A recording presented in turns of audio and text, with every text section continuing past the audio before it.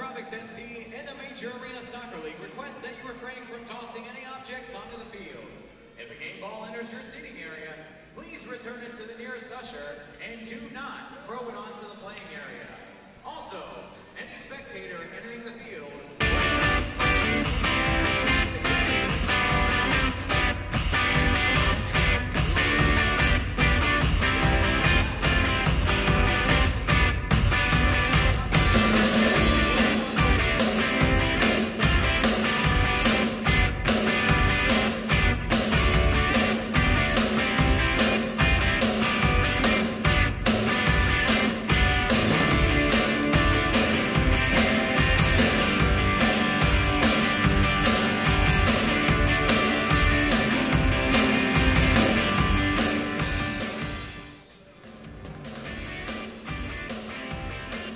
Aloha Day here in Lakeland. As you all know, that means hello, but for one of these two teams, it will also mean goodbye. We'll find out who we wave goodbye to in a couple of hours as the Major Arena Soccer League presents the Florida Tropics as they host the Baltimore Blast. Good afternoon, everybody. Thanks for choosing to spend a bit of your afternoon with us here at the RP Funding Center in Lakeland as the Tropics and Blast get ready for this Eastern Division showdown in the MASL. The regular season winding down. The Blast, in fact, with only 4 games left on their regular season schedule. The Tropics with 6. Both teams have qualified for the league playoffs. The Tropics are still fighting for the #1 seed overall. In fact, we'll talk a lot more about that during the broadcast, but very possible, in fact, maybe even likely, that #1 seed will come down to a game in San Diego on March 31st when the Tropics and Sockers will play in what is a potentially huge showdown. The Blast right now coming into action today, the #5 seed overall in the MASL. The Chihuahua Savage have overtaken Baltimore, who had been the #4 seed for the postseason for the last several weeks. Chihuahua, though, on a 4-game win streak. They're very dangerous, and they're one of those teams that you simply aren't going to want to have to face in the postseason if you don't have to. So Baltimore comes in at 10-8-0 with 31 points, ahead of a pack of teams, Ontario, Dallas, and Milwaukee, that are nipping at their heels, especially Ontario and Dallas. The Fury just 3 points behind Baltimore, and the Dallas Sidekicks just 4 points behind. So not inconceivable that the Blast could slip far enough down that the Tropics and Blast could meet in the first round of the playoffs. As we said, there's lots of scenarios. Both are in. That's what's most important. And as we move forward, the picture will get clearer.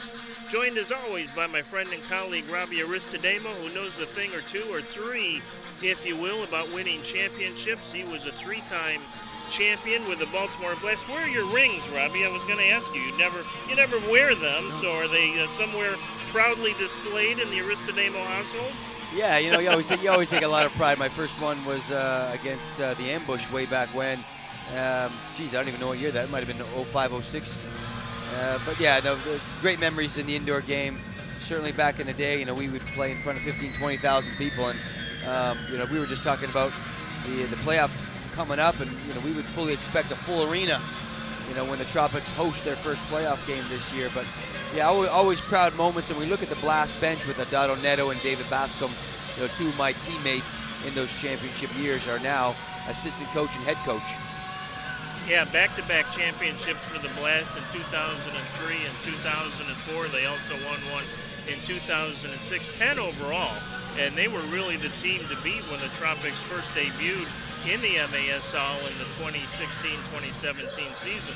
That was the start of 3 consecutive championships for Baltimore, 2016, 2017, and 2018. That is the most recent title that they have put in their ledger, and they are not quite the juggernaut that they were in those seasons. The Tropics have actually won the last 4 meetings between these two teams, kind of turning the tables on some early Baltimore dominance. A couple of lineup notes to talk about today.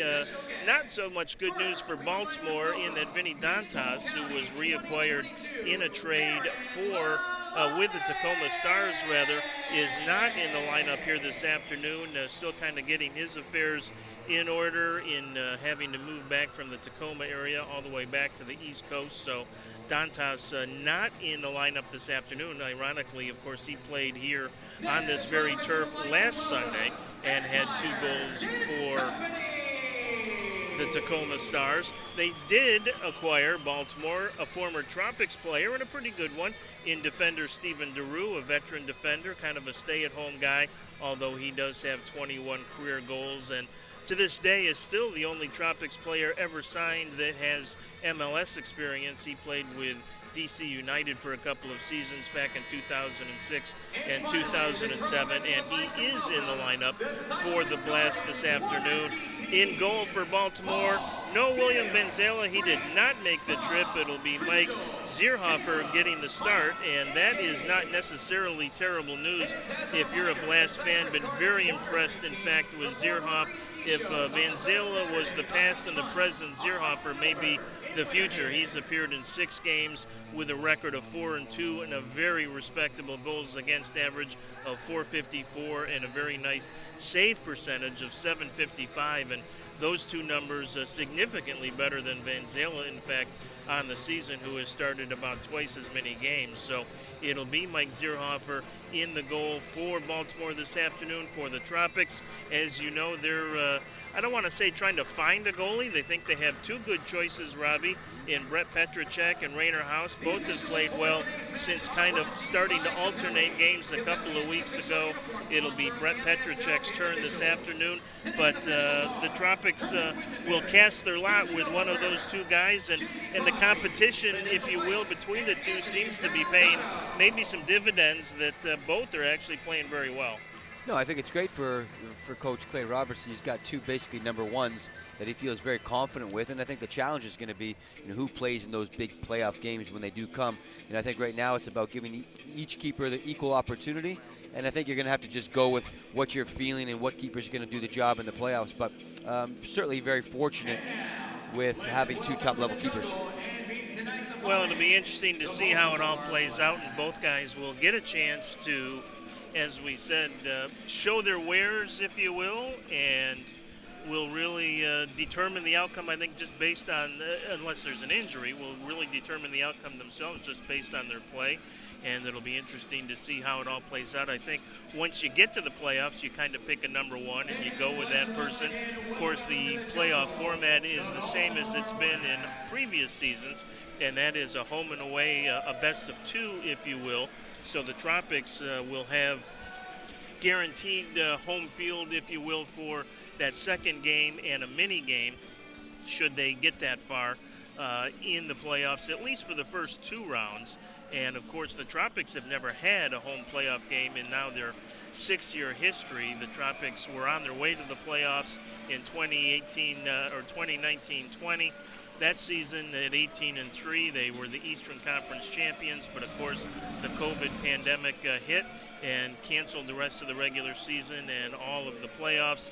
And last season, the Tropics did, of course, qualify for the playoffs, but lost in the first round on a neutral site out in Kansas City to the eventual champion, San Diego Sockers. Got to talk a little bit about Ricardo Dieguez, Robbie. He has been spectacular in his return, coming over in that trade January 31st from Utica. If you didn't get a chance to see his goal Wednesday night out in Utica, we might get a chance to look at that later during the broadcast. But I encourage you to go to YouTube and just Google or search Ricardo Dieguez, and it's a spectacular effort. It was an important goal, too. It was kind of the insurance goal in an 8-5 win over Ontario on Wednesday. But just marveling at Ricardo. Doesn't look like he's missed a beat. I mean, he hasn't played for a year and a half, comes over from Utica on the trade, gets his paperwork straightened out, hits the floor running, and, I mean, he looks every bit the player he was for the first 3 seasons of this Tropics team, maybe even better if that's possible. He has been more than just a spark. He has become an immediately huge contributor for this team. Yeah, and I think perfect timing as well. The season's winding down. You're going into these playoff games. He's obviously, an offensive gifted type of player. He's left-footed, but yeah, the bicycle kick that he that he had, against Ontario was spectacular. One of the goals of the year, I would imagine. But it's been a real bright spot seeing him come back. Perfect timing. I think he's got 10 goals and 6 assists in only probably 9 games, which is a phenomenal feat for him. Yeah, he's been great. In fact, leads the entire MASL in points per game average already, 2.7 a game. Let's take a look at some of the keys to the game, as both of these teams have things that they need to do and do well if they want to come out of here with a win this afternoon.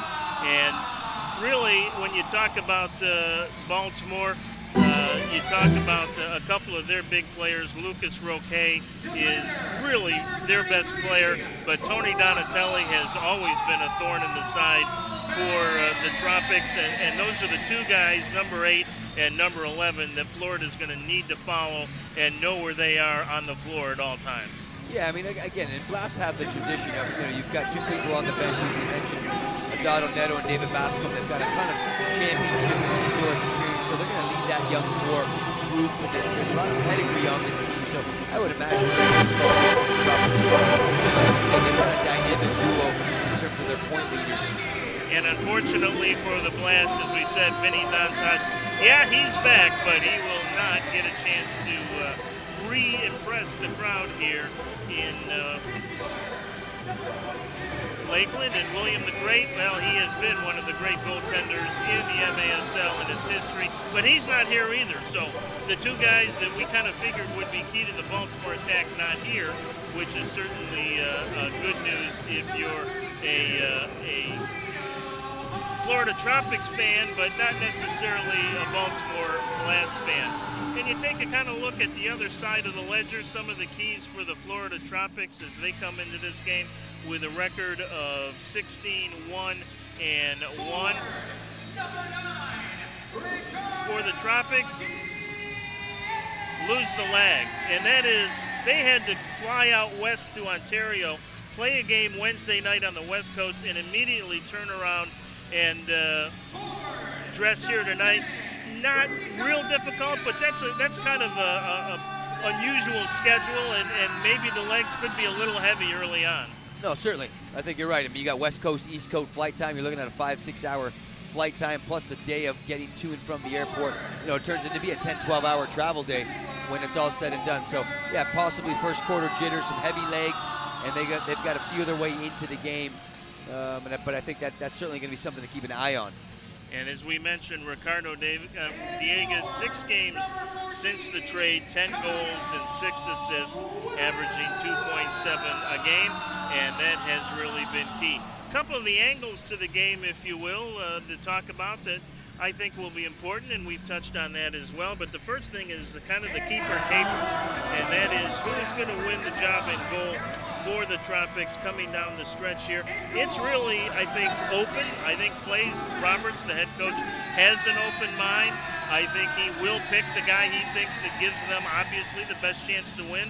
And unless there's a health issue, it's going to be a tough choice. Right now, maybe Brett Petracek has a little bit of a leg up because he's played more games, but Rainer House has certainly been impressive in his 2 starts, and he will have a chance to at least probably get 2 more starts, I would think, here in the regular season. So he's going to get a chance to show, and if something should happen to Petracek, if he's the guy, then Rainer House is nice insurance policy to have. No, certainly. I think, again, it's a good problem to have if you're Clay Roberts. Both capable keepers, both have a lot of experience. And I think, ultimately, it's going to be who's hotter towards the end of the season. It's also, too, what keeper is going to implement the style of play at times in which how the Tropics love to get out in transition. They love to get up and down.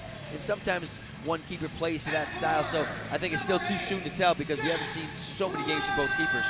And the other big issue at this point in the season, eyes on the prize. Clay Roberts has talked a lot in the last week or two to us and to the team about creating that playoff mentality, getting into that playoff mindset. And the prize isn't just making the playoffs. They really want that #1 seed because it can play such a huge advantage when you get to that mini game if you get that far. And so I think the concentration level and the focus, keeping those eyes on the prize, is really something the Tropics have to maintain. Yeah, you can just sense from talking to the head coach and also the players that it's really kind of championship or bust type of season. I mean, they really want to continue riding this phenomenal wave of winning games and winning tough games on the road, and then being a championship type team. And obviously they are now, but I think they want to get over the hump and be the best team in the MASL when all's said and done. Yeah, I thought that win over Ontario Wednesday night was, I don't want to say it was a statement win. The Fury are not among the true elite right now, although they got to the MASL finals last year. But to make that long trip and play as well as they did and come out of there with a win was a good result and an impressive performance overall. So we'll see how it plays out here this afternoon after we step aside. And now, for please rise for the singing of our national anthem being performed tonight from Cypress Gardens water ski team, Crystal Mannix.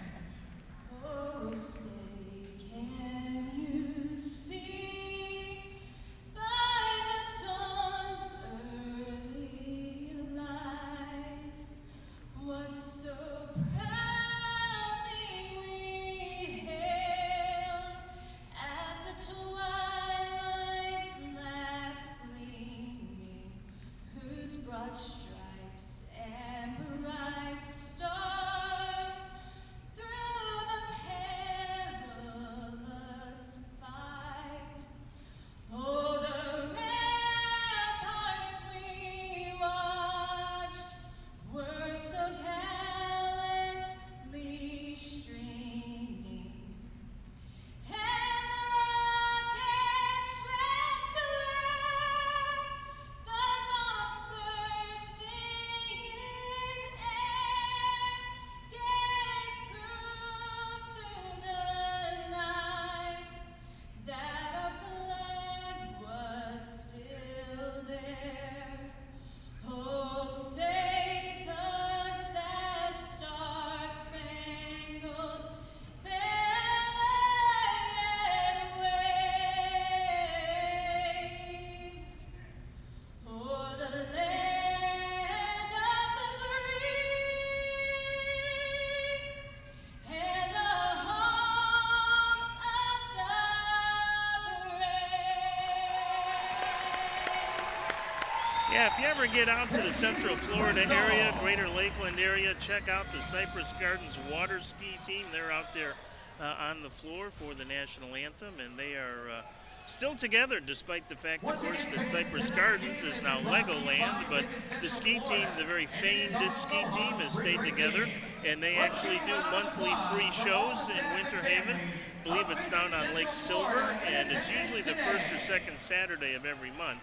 And so you can Google them online and get their schedule, but still exciting to watch them do their 3- and 4-person pyramids on water skis and all the things that they were known for at Cypress Gardens. So we're about ready to go here in Lakeland. As we said, a busy day in the MASL.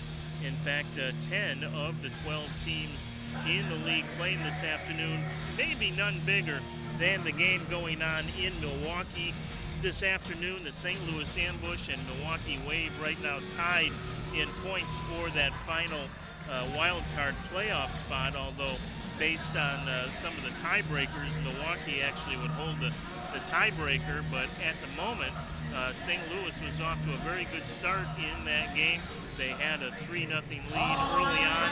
They led 4-1 at intermission, and that's where they are right now. So if the Ambush could get a split, winning on the road after losing at home Friday night, that would be significant for St. Louis and continue to really jumble the bottom of those wild card standings, which are of such interest to the Tropics, who almost assuredly will finish with either the number 1 or the number 2 seed.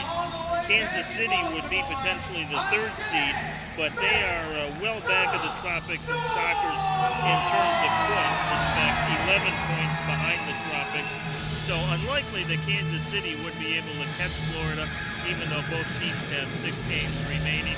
So unless something dramatic happens, it'll either be San Diego or Florida as the number 1 seed, and then Kansas City is the number 3 seed, and then 4 through 8, who knows? Dallas, St. Louis, and Milwaukee basically kind of playing round robin against each other over the the final 5 or 6 games of the regular season, including those 2 this weekend. So they pretty much will determine their own fate. Sergio Cabrera, Kermit Quisenberry, the officials for this afternoon's game. Many thanks to Capelli Sport for outfitting our MASL officials this afternoon. Good to have familiar faces and friends in Kermit Quisenberry and Sergio Cabrera, who made his MASL debut as an official in this league a couple of months ago right here in this building. Pretty good crowd on hand again this afternoon for this Soccer Night in Florida matinee, and we are underway as Vandergrift gets it to Pereiras, and Tropics will lose possession out at the midfield line. This is Jonatas Mello, number 23, pressured by Carvalho, and of course the Tropics create a lot of their chances off that pressure. Vandergrift steps in front, and it is off the foot of Lucas Roque, number 8, who comes in as Baltimore's leading scorer. Well, they don't really have a traditional target. I think that's why they love that trade that just happened for them. I mean, we just talked about Dantas, the big man up front for Baltimore. I think he's going to help this group tremendously because they don't really have a traditional hold-up style target like they've had in the past. Yeah, Dantas not here today, but he will be a factor later on in the regular season, and really a playoff acquisition for Baltimore, giving them some really needed depth and scoring ability up front. He's the kind of guy, along with Tony Donatelli and Roque, that can almost change the game single-handedly. So a break for the Tropics that he is not here today, but who knows? As we said, we may not be done seeing Baltimore this year. Well, they got a tough free kick right here. Good opportunity for the Blast. It's almost like the top of the box. Nelson Santana going to approach, and good job by Zach Regan and Ricardo Carvalho. The 2-man wall didn't get through. There's a shot that never gets through. Loose in front. Petracek comes out as Juan Pereira banged in there to try and... They kind of ran right through him. And Pereira may have taken a little shot to the noggin there. So... yeah, it looked like a... He'll slowly come to a sitting position. Rainer House is already exercising over on the bench. I think he's going to be all right, Brett. We'll see. Well, he kind of got hit in the face, so they got to be careful with the concussion protocol. And I want to say the big man here for the Blast, number 33. Ozzy Anang, yeah. Anang just kind of ran through him, and he's not a small boy, so he's got to see if he can. Looks like he's okay. Well, he'll stay in at least for now, and we'll assess things going forward as Monaleras has it. Well, initially, right off the bat, you look at the Blast, they're just kind of sitting in and waiting on that counterattack. Intercept there by Rayleigh, and he sends it over the sideboards. MASL Primetime is the home for the best highlights, interviews, just by the looks of it, again, kind of biding their time, sitting back to half, allowing the Tropics to have possession of the ball. Tropics had a huge quick start last week against Tacoma, 2 goals in the first 2.5 minutes. Monaleras will play it back now to Petracek. He'll come off his line. Of course, under the new rules this year, he won't be able to play it back to Petracek now. Monaleras will get it ahead to Kyle Williams. Drew Ruggles makes his first appearance at a big game here against Tacoma. There's a header by Diegues, and that's just over the goal and out of play. Good idea by Ricardo Diegues. Well, he plays the angles very well, Ricardo Diegues, because that's almost an impossible shot. But he knows exactly what he's doing there. He's looking to try to chip the keeper. He did super well with balls off the board. I guess I probably shouldn't be surprised, Yeah, but exactly. Just been amazed at how sharp he has been, literally away from the game for a year and a half. He's in great shape, and he just literally has picked up where he left off 3 years ago with the Tropics. Well, and I just watched him right there. He had a great chance, and he went off immediately to get Walter Bond on. So you like what he's doing in terms of his substitutions. He's not playing too long because he knows what his fitness levels are. Here's Roque back the other way, left side to Kita. Back on top for Roque, being watched by Rico, stolen by Taylor Walter Bond, who had a couple in Ontario. Makes a nice move, has Ruggles ahead of him, but was unable to get back there as Santana was back defensively to help. Pressure now by Ricardinho, and Zierhofer will just clear it out to the midfield area. It's Rafa Alves. And again, when you look at this, Brian, you've got the Tropics in possession of the ball. The Blast like to sit in and kind of wait and bide their time. You know, it's about being patient with the ball. If you're a Blast, if you're a Tropics player, keep the ball moving, let the Blast defend for long periods of time, and then figure out when you can play into the target. Push on Reggett, the foul called against Santana. So good restart opportunity here, almost a corner kick for the Tropics. We're in striking distance. Somebody scream! Ruggles gonna take it. Gets it over to Reggett, who banks it off the glass. That's a beautiful ball from Ruggles. Zach Reggett among the league leaders in goals with 23. Of course, Ian Bennett, Tropics fans know all about him running away with the goal-scoring title. 39 goals this year already for the Wave. He's not that much older than you, Robbie. Come on, or younger. No, I mean, you got to give him credit. I mean, he kept himself in phenomenal shape and just a goal poacher, but works extremely hard. Yeah, just a delight to watch play, to be around. Just know he thoroughly enjoyed his experience here in Florida. And who knows, if the right circumstance ever develops in the future, maybe we'll get a chance to see him back here in orange and white for the Tropics. Not a team I don't think the Tropics would love to see in the postseason, quite frankly. If you had to pick an opponent that might finish to be matched up against the Tropics in the first round, I would vote against it being Milwaukee, partly because Ian Bennett is there. Well, both the Blast and Milwaukee, they've got such rich traditions, and you're just looking at this first few minutes of the first quarter, you can see the Blast have a lot of talent on the court, fantastic footballers, and again, getting that big man as well off the trade is really going to help them, but this would be a real tough out for anyone. Good defensive play by Vandergrift as Roque was lurking. Comes all the way back to Santana, left side now to Hughes. Roque trying to turn on Vandergrift.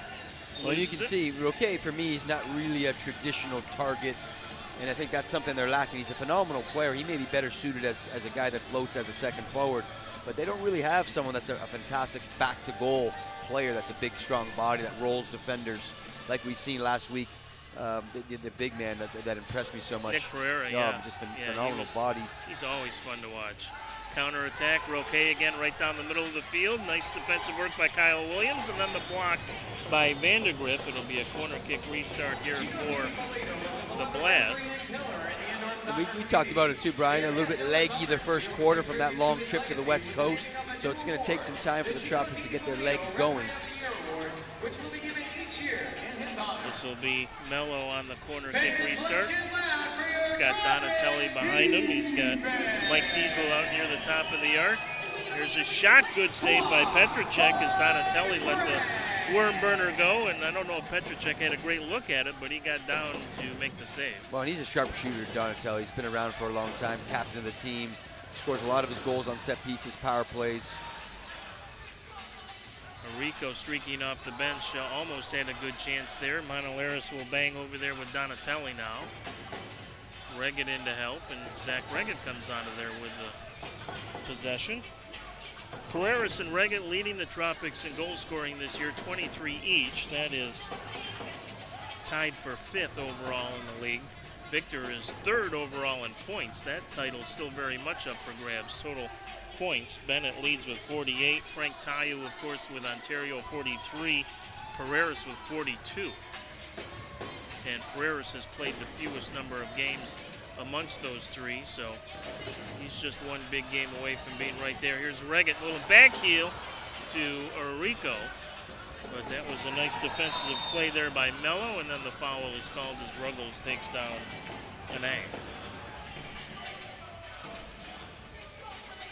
Yeah, I think Zach Reggett's becoming an even better target forward in terms of his assists. And you look at his stats, he's got what does he have this year in assists? He's got,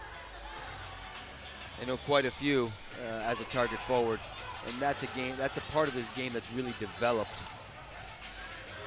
Yeah, he's been great right from the get-go. He had a hat trick opening night all the way back in Baltimore on December 4th, and has not stopped since. 23 goals, 14 assists, to your point of being such a quality target forward this year for the Tropics. And is sent high and wide and long and out of play by Mike Diesel.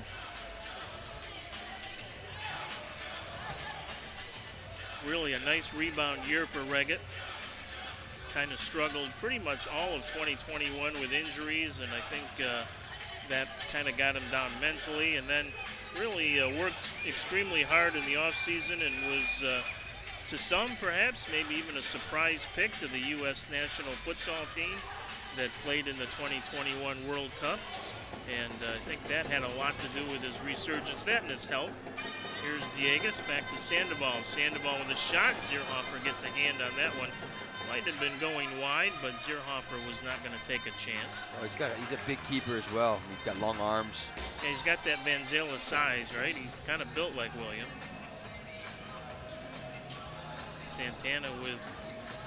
Santana's always been a crafty defender, uses his body extremely well, shielding the ball from his opponents. And there's a foul against the Tropics. A couple of clumsy challenges from the Tropics in an area where they don't really need to foul. But KG start, I think kind of what we expected. A lot of veteran players for the Blast. Looking at their bench, of course. Fond memories of playing with Adado Neto, assistant coach for the Blast, David Bascom. In fact, we were on the same line as midfielders in our championship run. So phenomenal player, David Bascom, and doing a great job in his first year. First year with the Blast, breaking the action, no score. You are watching MASL TV.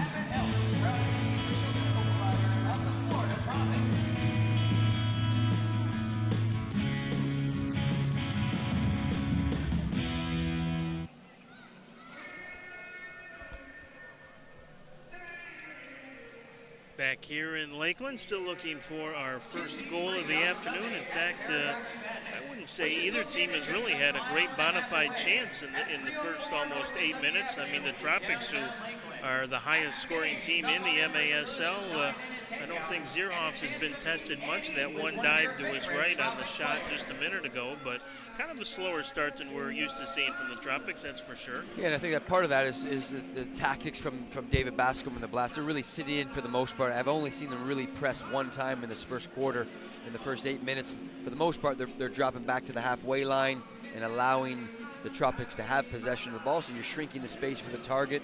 And it's a lot more difficult to score goals that way, as opposed to the up and down style that we like to see with the Tropics. They're fantastic in the transition game.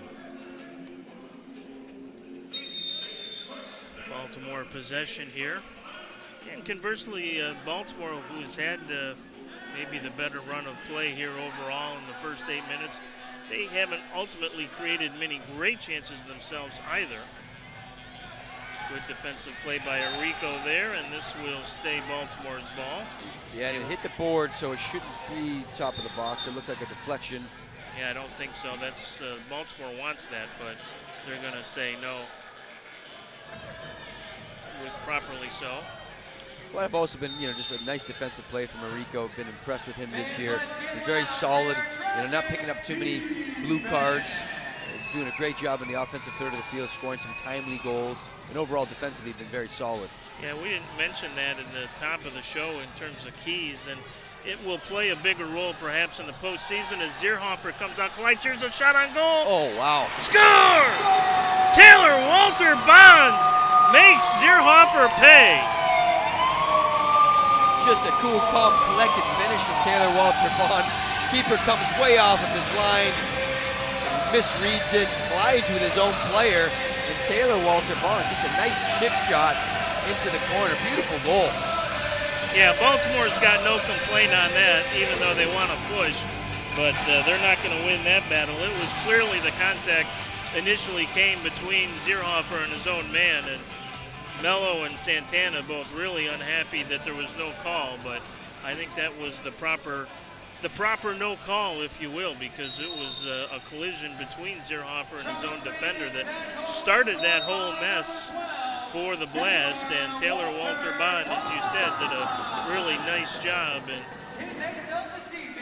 just a gentle finish to the far post. And so the Tropics have the first goal of the game, which bodes usually very well here at the RP Funding Center. In their history, the Tropics are, I believe it's 33-5 when scoring the first goal of the game. So we'll see if that holds up as Reggett gets a little push of his own from the back. Ruggles will play it to Breno Oliveria, taking his first shift. He had a goal Wednesday night in Ontario. Oliveria having a very fine rookie season with 8 goals and 4 assists in 15 games. Not as good as Luis Morales down in Dallas, who is, I think, may have had Rookie of the Year wrapped up by about December 25th. But a very nice inaugural campaign for Breno Oliveria as well.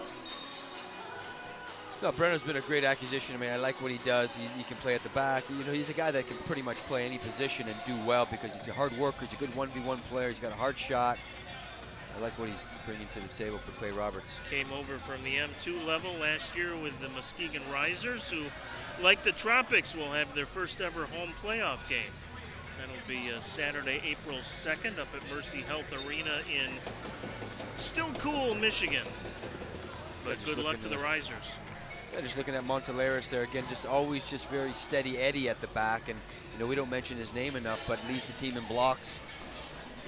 Yeah, really looking at the replay, it's a fantastic no call. His own player runs into the keeper. Anytime you see a keeper come that far off the line, you know there's going to be some trouble. Yeah, they wanted the push on Taylor Walter Bond, but I don't think there's any question that he, if anything, he was just putting his hands up to avoid the contact and make sure he didn't get hurt. It wasn't a flagrant push by any stretch of the imagination. Ball in front, Pereiras tries to square up and is not able to get it through. Good defensive play there by Josh Hughes to deny Pereiras. Here's a 2-on-1 for Baltimore if they hurry, although Kyle Williams getting back. Hughes with it on the far side, tries to get around Monteleris, and Lucas is whistled for the foul. That was a nice, Lucas Roque with a nice spin roll. And like you mentioned, Hughes with a great sliding block, and then he runs out in transition, trying to make it a 2v1. Ball in front, nice little redirect goal. Let's talk about Hughes again, made a great slide tackle, and then he obviously scored the nice little tap-in goal. Good ball from Donatelli on the free kick. Tropics caught a little flat-footed there, so Baltimore ties it up at 1 on the restart goal. You typically don't love to give away restart goals. They're not easy to score because you can kind of crowd the paint, so to speak. But that was a nice little slip-through ball. Good finish as well from Hughes. Ruggles will slow walk it to the midfield line. Now gets it down to Taylor Walter Bond, who's got 3 goals now in his last 2 games. Ruggles steps up.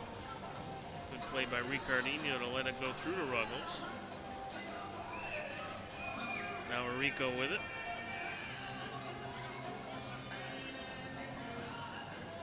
Ruggles will take a look. Rafa Alves back in there and then had that one deflect away. Chance for a counter here for Baltimore. This is an ang. Ruggles back defensively, steps in front of Kita. Then taken away, shot and a goal. So one good defensive play and then a giveaway, and Baltimore has a 2-1 lead. Yeah, I think it starts with a little bit of miscommunication with Alves and Taylor Walter Bond.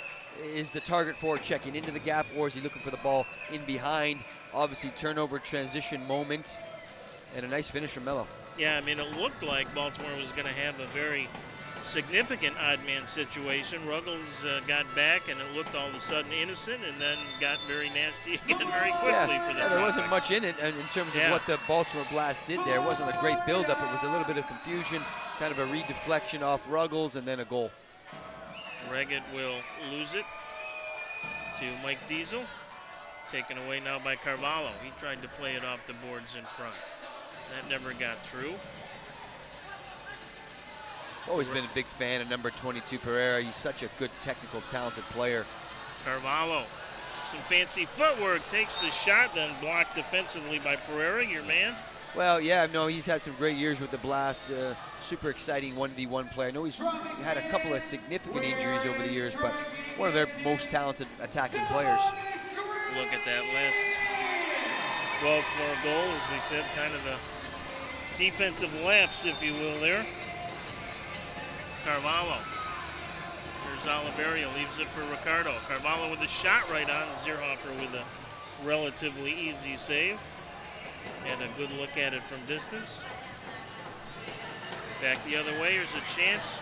And not a good strike that time by Anang, who got in behind the Florida defense. That was a beautiful keeper distribution there. It was almost a clear-cut chance from just a long throw. But you can see the tactics from David Bascom. They're really having the Blast sit in and allow the Tropics to have possession of the ball. And what that does is it opens up some space in behind for that counterattack for Baltimore Blast. And they've already scored 2. Those two came about 90 seconds apart. Hughes on the first and Jonatas Mello on the second at 10:32, and that's where we stand at 2-1. But yeah, uncharacteristically slow start here for Florida. But Baltimore definitely has had a lot to do with that.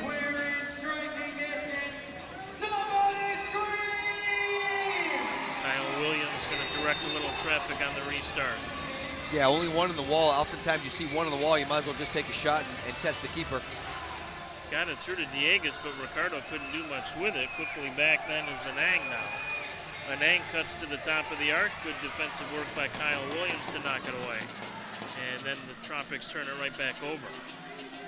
Anang has it. Brian, that's probably the third or fourth time that the Blast have been up in numbers in transition, whether it's a 3v2 or a 4v3. Here comes Mello. Left side shot, goal. Again, transition goal, and the Tropics flat-footed and just out of sync here in the first quarter. Yeah, great pass from Mello all the way to the captain, Donatelli, and he's a sharp shooter. He scores a lot of goals in and around that penalty area. A fantastic top corner finish from Donatelli. He's already having a good game with a key assist to Hughes and a top shelf finish from Mello. That was the second goal, as we mentioned, that miscommunication defensively, and then the finish by Donatelli makes it a 3-1 Baltimore lead. I can't remember the last time I've seen the Tropics trail by 2 here at home. Well, this is kind of what you want if you're Clay Roberts, type a little bit of adversity at home. Taylor Walter Bond couldn't corral it, now does, and just misses short side. Beautiful attempt, good ball from Enrico off the boards to Taylor Walter Bond. Yeah, it took a little bit of a high hopper. Taylor might have been able to one-time it, still got a great shot away. I think right now the Tropics, again, a lot of possession, but that's by design. The Blast like to sit in and kind of bide their time. But I think transition defense right now is what's hurting the Tropics. Rico gets it from Monolaris, then has it roll into the corner. Roque gonna try and track it down there, and look out, turf monsters abound. Well, you know, the fans get a real look blind. There's really not much under that Yeah, we talk turf. all the time about it being nothing but a little thin layer of AstroTurf on top of cement, and there's a reason why I can't walk well anymore. Yeah. 273 games. I'll have to double check that number, but it's 270 some, more than I played, I can tell you that. But I'll bet I played more pond hockey than you, although you're a Canadian guy. Yeah, I grew up in Toronto. I did do a little bit of pond hockey. So we'll take a look at that.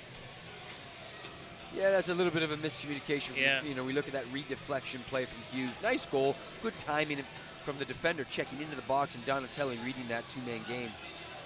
Going to give possession here to Baltimore. I don't know how much is into these seams, you know, and you know, is it just Velcro? What I Yeah, imagine just Velcro. yeah. If you catch it just right, the happy news for fans that like to complain about the turf here in Florida, and there are a legion of them. My understanding is there will be new turf on the way next year, so that is good news for everybody.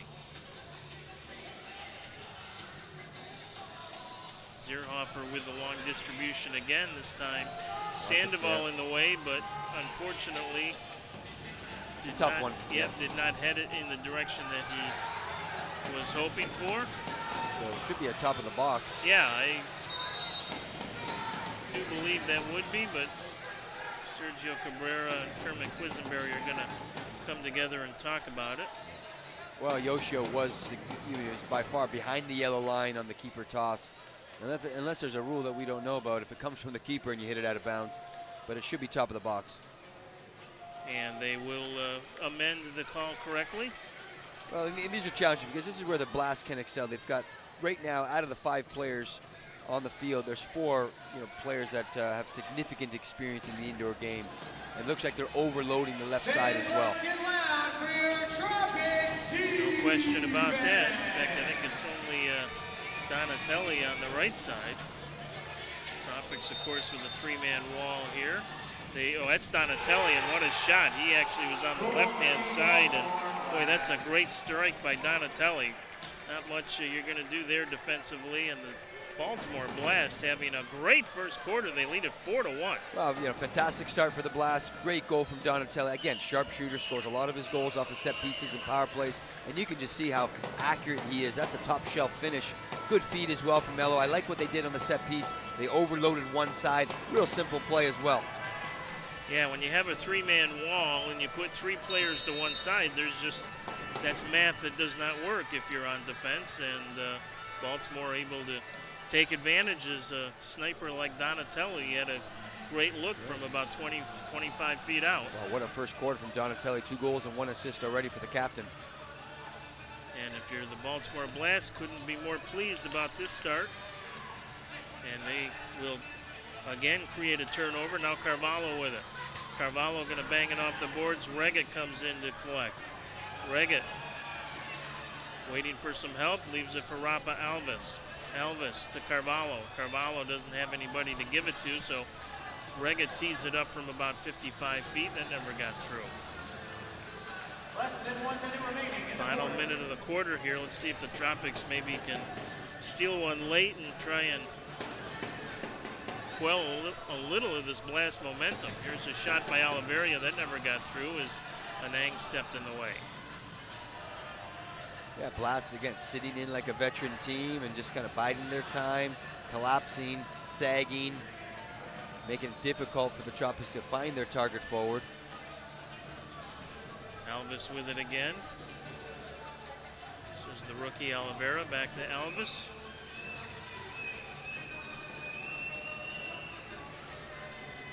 Baltimore not really allowing any penetration here now. Well, and it's a little stagnant as well from the Tropics. Yep. There needs to be a little bit more movement when teams just sit in like that. You really can't have Ruggles and Alves just sit up top, passing it back and forth. That makes it real easy for the Blast.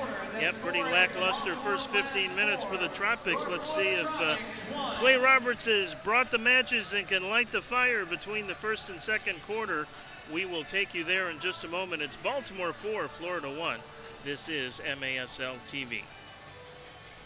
Fans, please direct your attention to the field and make some noise for your Florida Tropics cheerleaders!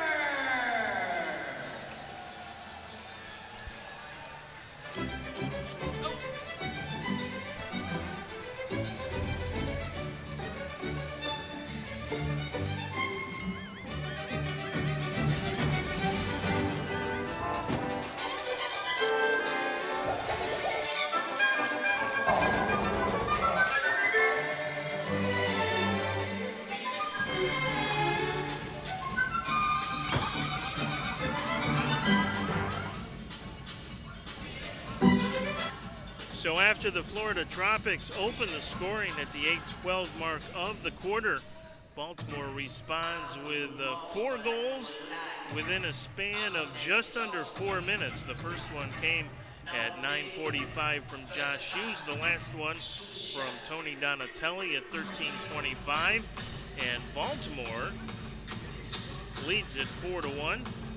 Not the only surprising score on the MASL scoreboard at the moment as St. Louis continues to take care of business up in Milwaukee 6-2. That is a huge game for Milwaukee, and they are midway, or at least fairly early now, into the fourth quarter there. So Milwaukee's going to need a big rally if they, in fact, are going to come back and sweep St. Louis this weekend. And the Tropics are going to need a rally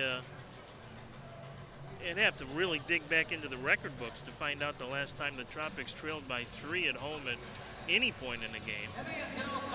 May have been a couple of years ago, 3 years ago. I really can't think of a game or a quarter where the Tropics were so really outplayed. It was kind of a meh first 8 minutes, and then Taylor Walter Bond got the hustle goal, but Baltimore clearly had the better play there, Robbie, and they deserve to lead this one. I don't know if they deserve it 4-1, but that's where we're at. Yeah, no, I agree. I think the Baltimore Blast came with a nice game plan, sitting in, biding their time, waiting for those transition moments.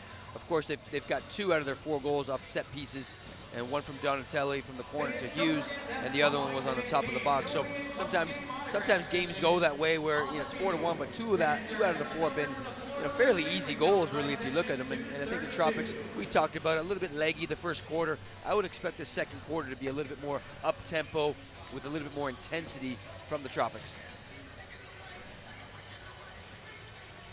Well, they need some kind of a spark here. Yeah, I mean, again, you look at before the game what you're hoping for to give up, and that's 4 goals for the entire game. Yeah, They've given right. up 4 in the first quarter. Yeah. That is just unusual, and Brett Petracek is going to stay in goal. Took that little shot to the face early on, but I don't think that had anything to do with the Blast getting 4 goals there. A little delay to get started here as they came out to tend to that turf in the corner that came up. So we are now set to go. Never a fan of just dumping it in. Yeah, I know every team does it, and we used to do it as well. But man, that's frustrating to watch sometimes. Just dump it in. Yeah, just an easy possession gone away. Diego's going to be called for the bump as he and Mike Diesel collided. Good idea by Ricardo, I guess, if you get away with it, but clearly contact to win possession. Yeah, what do the Tropics have to do to get back into this ball game down 4-1? Only 3 goals, and obviously they've got such an offensive juggernaut in terms of the players with Diego's and Ferreras and Reggett, so it's certainly got a lot of opportunity to get back into this game quickly. Another turnover for the Tropics. Can't score if you don't have the ball, and the Tropics have given it away easily a lot of occasions here already. Anang with it. Being watched down there by Monolaris, 3rd in the league in blocks. Anang going to track it down. Hughes with it. Yeah, Hughes has had a nice start. Yep. First quarter, good defender. He's got good work rate, tidy feet as well for a defender, so it seems to be a good pickup for the Blast with Hughes. Yeah, great feet. That was a nice move by Kita.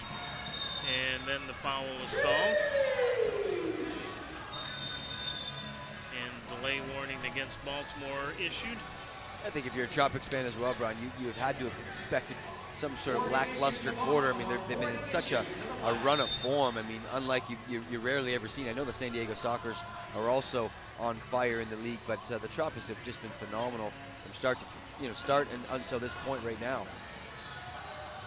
And you would imagine eventually. Yeah, right. No, yeah, you're going to play a bad quarter or two, no doubt about that. And that was hopefully it for the Tropics here.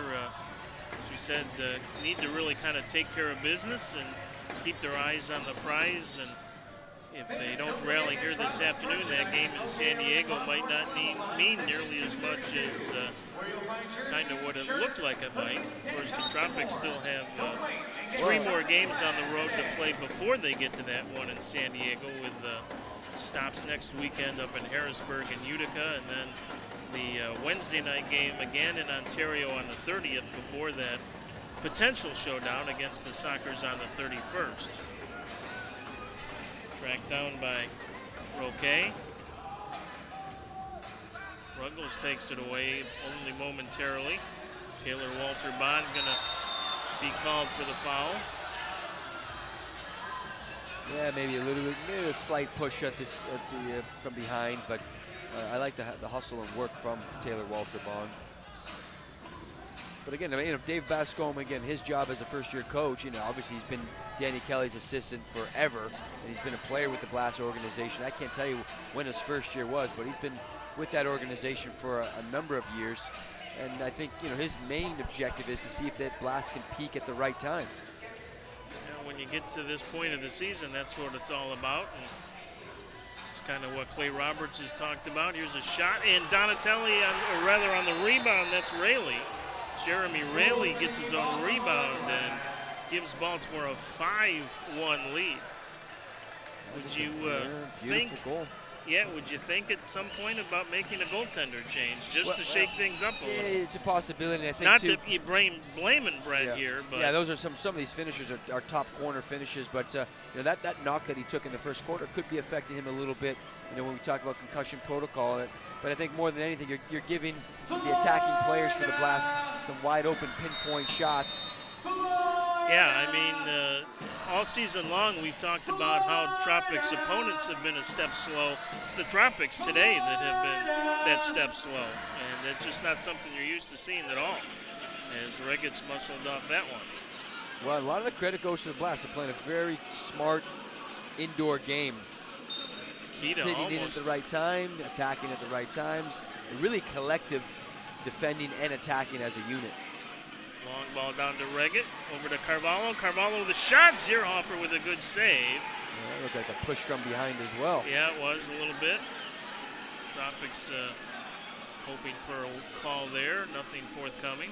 And these are the tough games, too, because the Blast have a lot of experienced veteran-type players. Santana saying, hey, we're up 5-1 right now. Let's keep the ball, take the air out of the ball a little bit and slow things down. Roque turns on Elvis. Caught out of there by Petracek. Carvalho takes a tumble.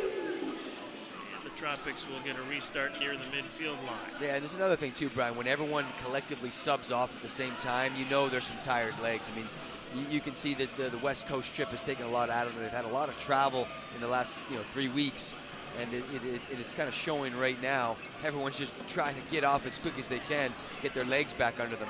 Yeah, remember they had a 5-game road trip before that home game last week against Tacoma, and then had to come out and make that trip to Ontario a couple of days after that. So they knew March would be tough, but no excuses. No, I think the credit goes to the Blast right now, just collectively right now playing better indoor soccer as a unit and really making it difficult for the Tropics, because you can see everyone's 5 guys behind the ball. They're sagging, they're tucking in, making it difficult. Carreras tries to get it in front to Diegues, and Zierhofer read that one well. Well, if there's going to be a spark of magic, it could very well be between Victor Paredes and Ricardo Diegues. Well, such phenomenal season for the captain, Paredes. Again, one of my favorite players. I enjoy watching him game in and game, and he's going to have to step up. Loose ball in the box, still loose in there. About 5 of them take a whack. Diegues didn't get a lot on it. And here's Ruggles. Over to Victor now. Paredes on top to Vandergrift. Tropics will change here. Paredes heads to the bench. Ricardinho out there now.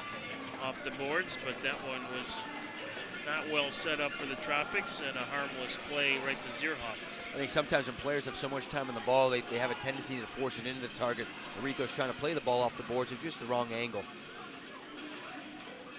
Ricardinho loses it. Vandergrift will play it back to Brett Petracek, who has not gotten much defensive help here this afternoon.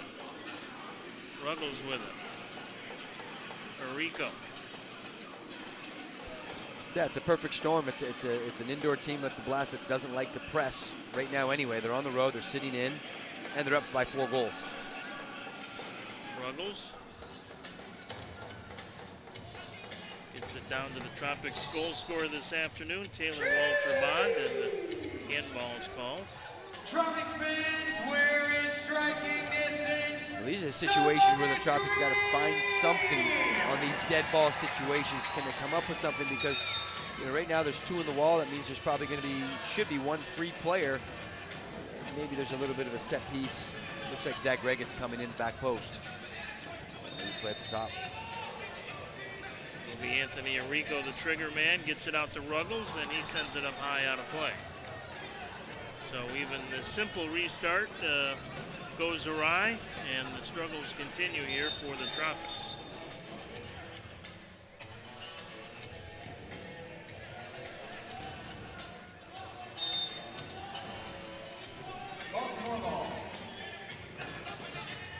Searhofer again with a long distribution, clears both Miles Harris and Roque, so Petracek will have to play it. And you can see the tactics too from the Blast. They're not looking to mess about. They're not looking to play out of the back. They're just launching the ball and hoping something good comes out of it. Arrico will play it towards the Baltimore end of the field. Reggett gonna pick it up at the yellow line. Over to Elvis as Reggett's pushed to the turf by, is that our old friend Stephen DeRue? It is. Stephen DeRue, number 18, taking his first shift for Baltimore this afternoon. Played the last couple of seasons here with Florida.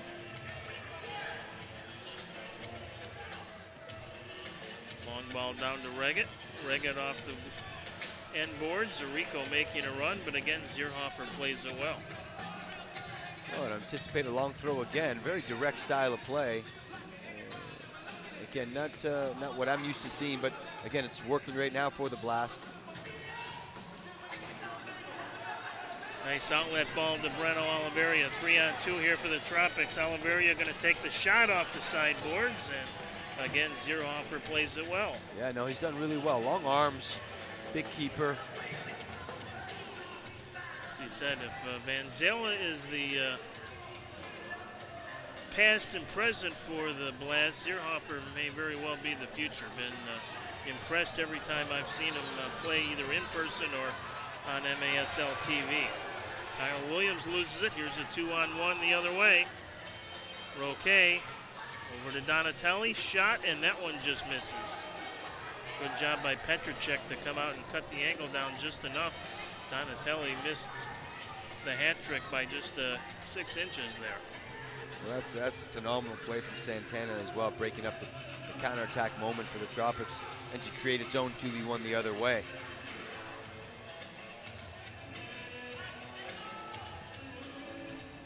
Anang gonna take it off the boards. Pushed out of there by Alvis. Rafa will try and play it ahead and intercepted by Kita. Anang has Pereira making a run. Ruggles with a little body check there, and the foul is going to be called against Drew Ruggles. Not really a tough foul, but I am a little bit surprised the blue card may have not come out there because that was a goal-scoring opportunity for Pereira. Could have been. And Mello, a lot of experience on the ball. Could be a good set piece again through the middle where they scored with Hughes earlier. There's a shot and a goal, and Donatelli has his hat trick. And it's 6-1 Baltimore, and it is unraveled in a hurry here at the RP Funding Center in Lakeland. This is as shocking a result as we have seen so far, and I'm not sure what message Clay Roberts even has for his team right now. In fact, it looks like it's Victor Pereira that's going to have a few words, the captain. Well, yeah, I mean, it's a difficult start, no question. I mean, but you'd like to see this adversity in the regular season. It's only going to help them when games become one and done, and the playoffs do start. You love what the Blast are doing right now, scoring goals on set pieces, scoring goals in transition, defending well as a team. But I think Petracek right now is having a hard time, and obviously, you can't just blame him, but there's been a few goals that I think he's going to want back, but ultimately it's about team defending, and right now the Tropics are not defending well as a team. So a very, very difficult start here for Florida. Out of town, by the way, a couple of games, either final or close to final. Up in Utica, they have, I believe, gone final, and Utica City has come back to defeat Harrisburg by a 7-5 count as Clay Roberts looks for answers and something to dig up from the playbook here that'll get the Tropics back on track. I mean, it's just they have not been the Tropics that we have been used to seeing over the first 18 games of this season. They just have been outplayed, outmanned, and out-hustled, which is definitely surprising and a trait that you don't normally see the Tropics lose on in terms of pressure and hustle and speed, and they haven't had much of any of that today. Well, and sometimes, when things, when they're in such a run of form, things tend to come a little bit easier, but you've got to forget that to win the indoor games, very difficult. You can't take a game off or quarter off or shift off. Everybody on the court, the field, has to collectively work hard as a unit. Right now, this first half, the Tropics have been very separated in terms of what they're trying to do offensively and defensively. Something that we're not accustomed to seeing, but again, let's see what type of resilience they have.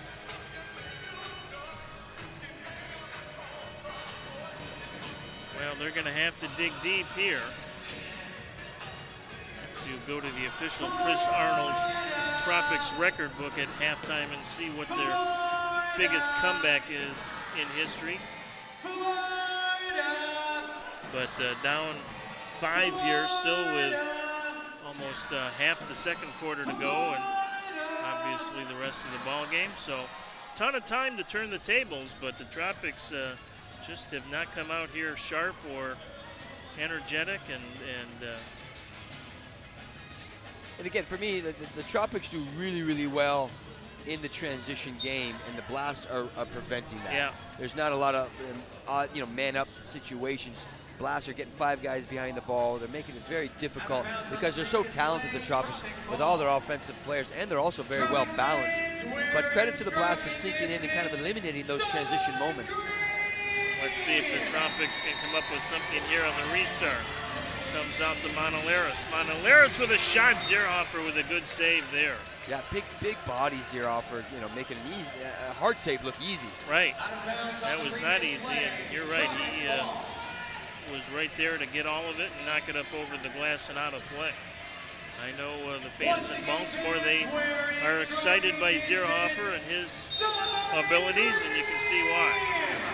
Carvalho going to lift it over to Taylor Walter Bond on the half volley, and he lifts that 3/4 of the way to Wikiwachi.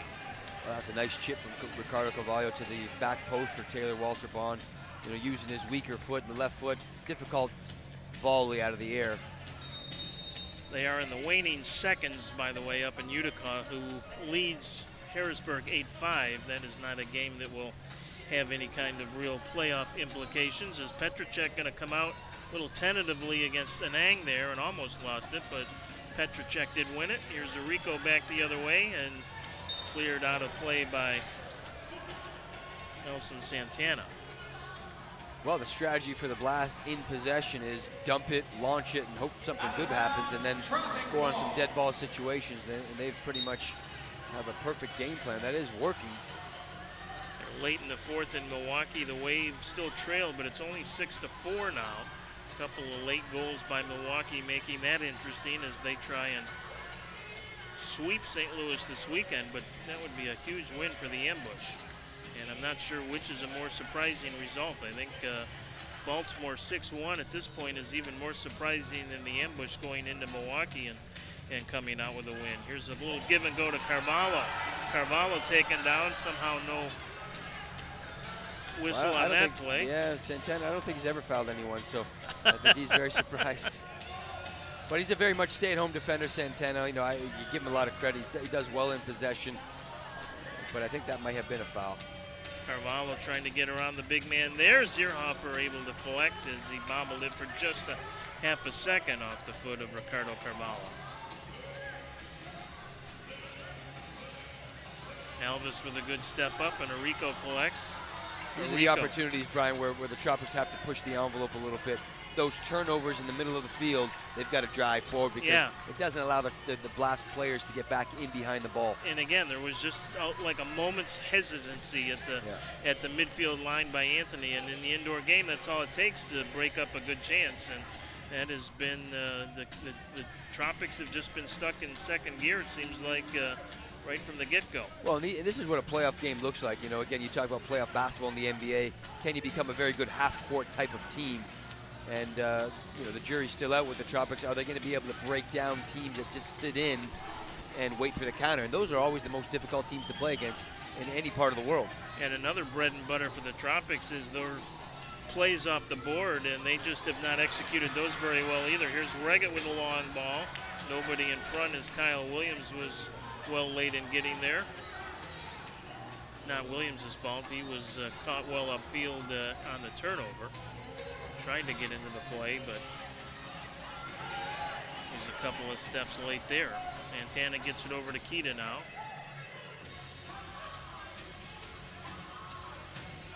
Donatelli, Kita with it. Kita, nice ball. Oh, and Donatelli just misses his, or rather Roque just misses.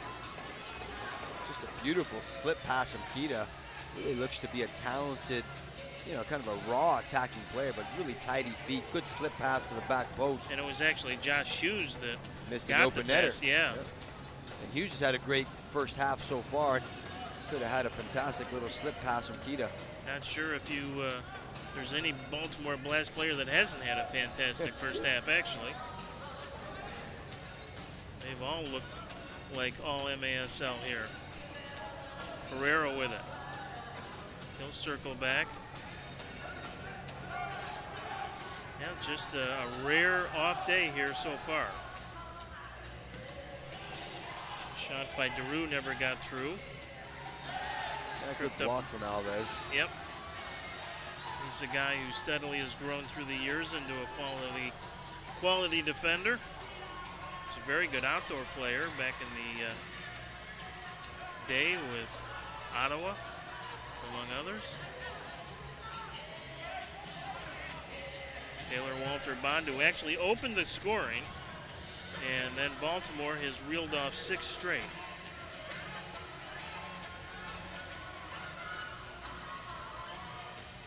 Vandergriff heads it.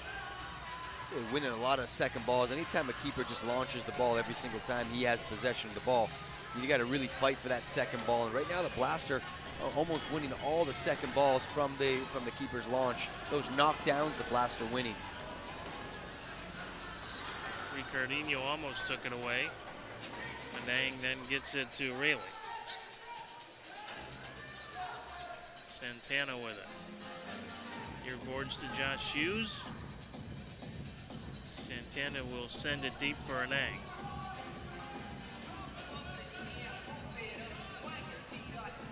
Three on two here for Florida. These are the moments they have to take advantage of. Ruggles with it. Ruggles back to Ricardinho, and again, just not enough on the pass, and Baltimore comes back with a man opportunity. Man up opportunity. Here's a shot. Petracek with a save. Donatelli tried to cruise in for a rebound, and Vandergriff did a nice job to knock it away from him at the last second. Here comes Pereiras. Turned into a track meet, boys. You might as well, because nothing else is really working. Carvalho and Zierhofer will outjump Ricardo Dieguez for that, with just over a minute to play in the first half. Well, and that's what the Tropics want. They want it to become a track meet, but again, long throw, and the Blast are first to the ball.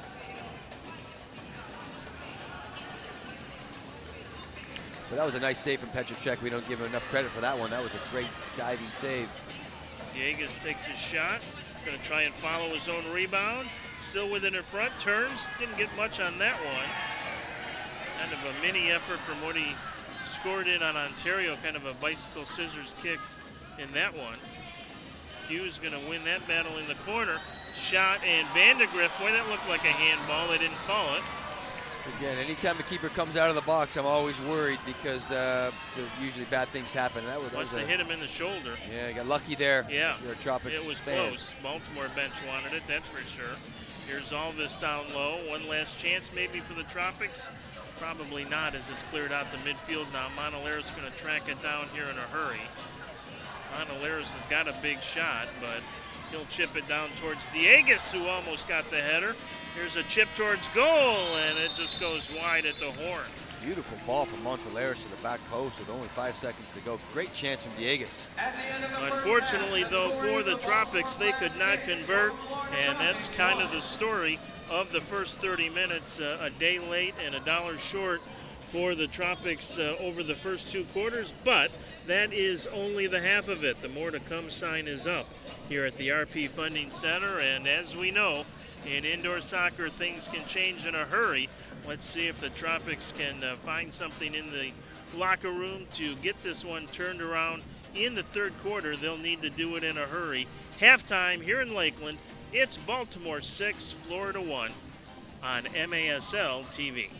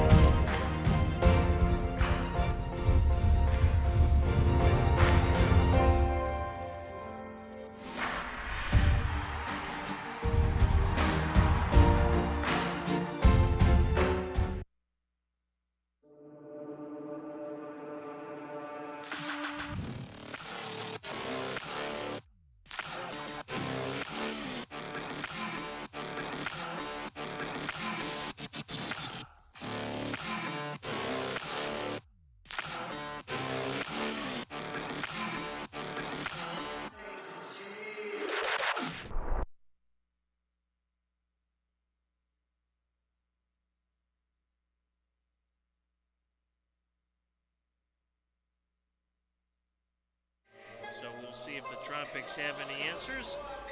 Maybe they could schedule a quick visit to Bond Clinic, who is proud to be the official sports medicine provider of Florida Tropics. Their sports medicine team is dedicated to keeping the Tropics in peak performance. Clinic has been happy to be part of the Polk County community for more than 70 years. Visit them at their newest location, now open in Lakeland, with walk-in care weekdays from 8 to 5 at 2039 East Edgewood Drive, with specialties like pediatrics, nephrology, and gynecology, physical therapy, and sports rehab. Let us know how we can partner with you for your family's health needs. Visit www.bondclinic.com. So the Tropics get the first goal of the game. It came from Taylor Walter Bond, and that came at the 8:12 mark of the first quarter. And to say it was all Baltimore since would be an understatement.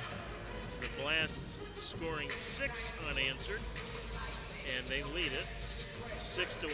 Tony Donatelli leading the way with a hat trick. Wasn't actually a natural hat trick. It was close to it. He had 3 goals and 4 for Baltimore, and Jeremy Raley get a couple as well. And actually that last one that we thought was going to go to Donatelli actually was credited to Raley. So Raley with 2, Donatelli with 2, Mello with 1, and Josh Hughes with 1. He was the one who tied it at 1-1 back in the first quarter. And it was less than a minute later, in fact 45 seconds later to be exact, that Baltimore took the lead at 2-1 with 4.5 minutes to go in the quarter. It's been all Baltimore since. Robbie, you've played in this game a long time. I'm sure you have found yourself from time to time, even on some of those championship teams in Baltimore in games like this. What is the key to try and, find that spark, find that emotion, overcome the problems you've had to get things turned around? Is it just come out and maybe get a quick goal or two and mentally get back in it, or is there a tactical change that you would like to see them make that could help them in that regard as well? Yeah, it's difficult because you're down a number of goals at 6-1, and the Blast are sitting in, so it's a perfect storm right now. They've got plenty of players behind the ball, but I think they've got to take advantage of those transition moments. They're few and far between because of what the Blast are doing defensively, and offensively their tactics are dump it in and try to fight for that second ball. But I say second ball, Tropics have lost a lot of those second balls, and the Blast right now obviously are showing they want to win those second balls a little bit more than the Tropics, and I think that's playing into it. But overall, I think they're better players, just have to play better. But credit to the Blast, they've had a great first half, but that's only one half, and I think the Tropics certainly have enough firepower in the tank to get back into this game. As we mentioned, a busy day in the MASL, and the first two early games have gone final. Utica City wins at 8-5 over Harrisburg, and in the really big result of the afternoon, St. Louis, after losing 3-2 at home against Milwaukee, a very unusually low-scoring game on Friday night. Both Eduardo Polo Cortez for St. Louis and Joey Capinos for Milwaukee. Great in goal. Capinos was just outstanding, and looked like the Wave were set up maybe for a weekend sweep of St. Louis, and that could have been a real dagger in the ambush playoff hopes. But credit to St. Louis. They come storming back at UW Milwaukee Panther Arena this afternoon and beat the Wave on the road 6-4. So that kind of actually puts St. Louis now back into the playoff picture and drops Milwaukee to number 9 overall in terms of seeding with 22 points. St. Louis with now 25 points. They are the number 8 seed at the moment. The good news, I guess, for Milwaukee is they do still have a game in hand. They have only played 20 games now. St. Louis has played 21. Only 3 teams have clinched a playoff spot so far: San Diego, Florida, and Kansas City. San Diego and Florida have not only clinched playoff spots, but they have clinched their division titles as well, and so they will be assured of the top 2 seeds. Kansas City has not mathematically, not officially, clinched the Central, although they likely will do so within the next week or so. They would become one of the top 3 seeds as well. Just a reminder about how the MASL will be working its postseason this year. The division winners all earn top seeds. They will be seeded 1, 2, and 3 based on total points, and then the 5 non-division winners with the highest point totals in the regular season will be awarded spots 4 through 8, and that's how the playoffs will commence. The first weekend will be April 8th, 9th, and 10th, and we do not have an official date yet for a Tropics home game, but if I were a betting man, I would circle Sunday, April 10th on your calendar, although if I were a betting man, I would not have bet Baltimore would be ahead 6-1 in this game this afternoon. A couple other games coming up out west, or at least in the Midwest and out west. Dallas and Kansas City will tangle at 5 o'clock Eastern. That is in Kansas City. And then the San Diego Sockers still without a regulation loss this year. They are 18-0-1 with 4 of those 18 wins coming in overtime. They will be hosting the Tacoma Stars on a game that will kick off at 8 o'clock Eastern, and the Stars will actually stay in Southern California and take on the Ontario Fury on Monday night. Ontario, by the way, kind of in the middle of that mix in terms of the playoff seeds, as they right now are 9-8-2, and they have 28 points. So you look at the 4 through 8 seeds, and Chihuahua, who's won 4 in a row, has 33 points as the number 4 seed, and then you take it down to now St. Louis with 25 points, so just 8 points separating those 5 teams for the final wild card positions, and so it'll be a scramble, and the Tropics will have to just wait and see who their matchup will be, as we kind of alluded to in that first half when we weren't talking about how the Tropics were struggling. Mentioned that maybe if I had a choice, Dallas or St. Louis would probably be my first 2 choices for a playoff opponent in the first round, but it still could be Milwaukee, it still could be Ontario. It's not out of the question. I mean, it could technically even still be Baltimore, but the Blast doing a good job to try and make sure they solidify what would be a higher seed in the wild card situations. They are just 2 points behind Chihuahua, and this is a game in hand for Chihuahua this afternoon, against a game in hand over Chihuahua, so that'll be the makeup game here today, and they would move a point ahead of the Savage if they can continue to keep Florida at bay. Halftime here, it's the Duamici Restaurant halftime show. And if you can't get over to East 7th Street in Tampa to enjoy their great cuisine, just head to your local grocery store. Most of the local stores in the greater Central Florida and West Central Florida area carry the Duamici sauce, which they're known for. They import their tomatoes from Italy, and that's about all you really need to know about why their sauce is so good. We thank the good friends at Duamici for their support of Tropics soccer. We'll be back and get you ready for the third quarter in just a couple of minutes. It's Baltimore 6, Florida 1 on MASL TV. There you go. Come on, let's get her up there. How about a cheer for our cheerleader? Whoa! So there's one. How about it? Now bring it on for number 2.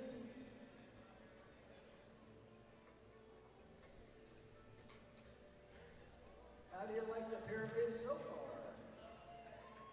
What do they got So going you on know, here? when we host the World Water Ski Show Championships, we'll have teams from around the world coming to Lake Silver in Winter Haven to perform the best show they can in an attempt to become the best ski show. It's cheerleader 1 and cheerleader 2 climbing to the top of the human pyramid. How about it, ladies? All right, how about it, folks? Nice round of applause for Bob, Mark, Paul, and of course,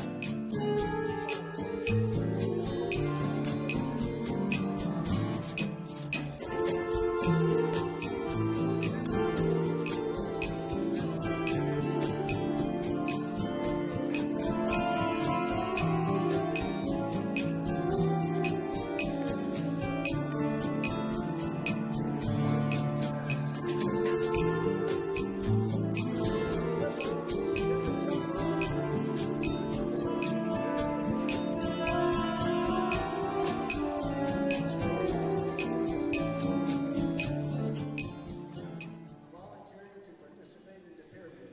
Well, they were working on some of those pyramid formations with the Florida Tropics cheerleaders that we were talking about. Our thanks to the Cypress Gardens ski show team that is here this afternoon. They put on free monthly shows here in nearby Winter Haven. Of course, they were world renowned for decades over at the Cypress Gardens attraction that was such a feature in Winter Haven for so long and is now the site of Legoland. You've got kids, they're a little old for Legoland though, right? Yeah, maybe a little bit. I mean, I think there's still some great spots there, but I've actually only been once with my family. Well, it's more than I've been, so you're a much better father than I. Although I don't have kids, so I've got a good excuse. Yes. But we'll get over there at some point. But yeah, they did a nice job incorporating a lot of what was Cypress Gardens into Legoland. So and they still do a ski show over there, but more with some of the Lego characters and whatnot. So the Cypress Gardens ski team, which is still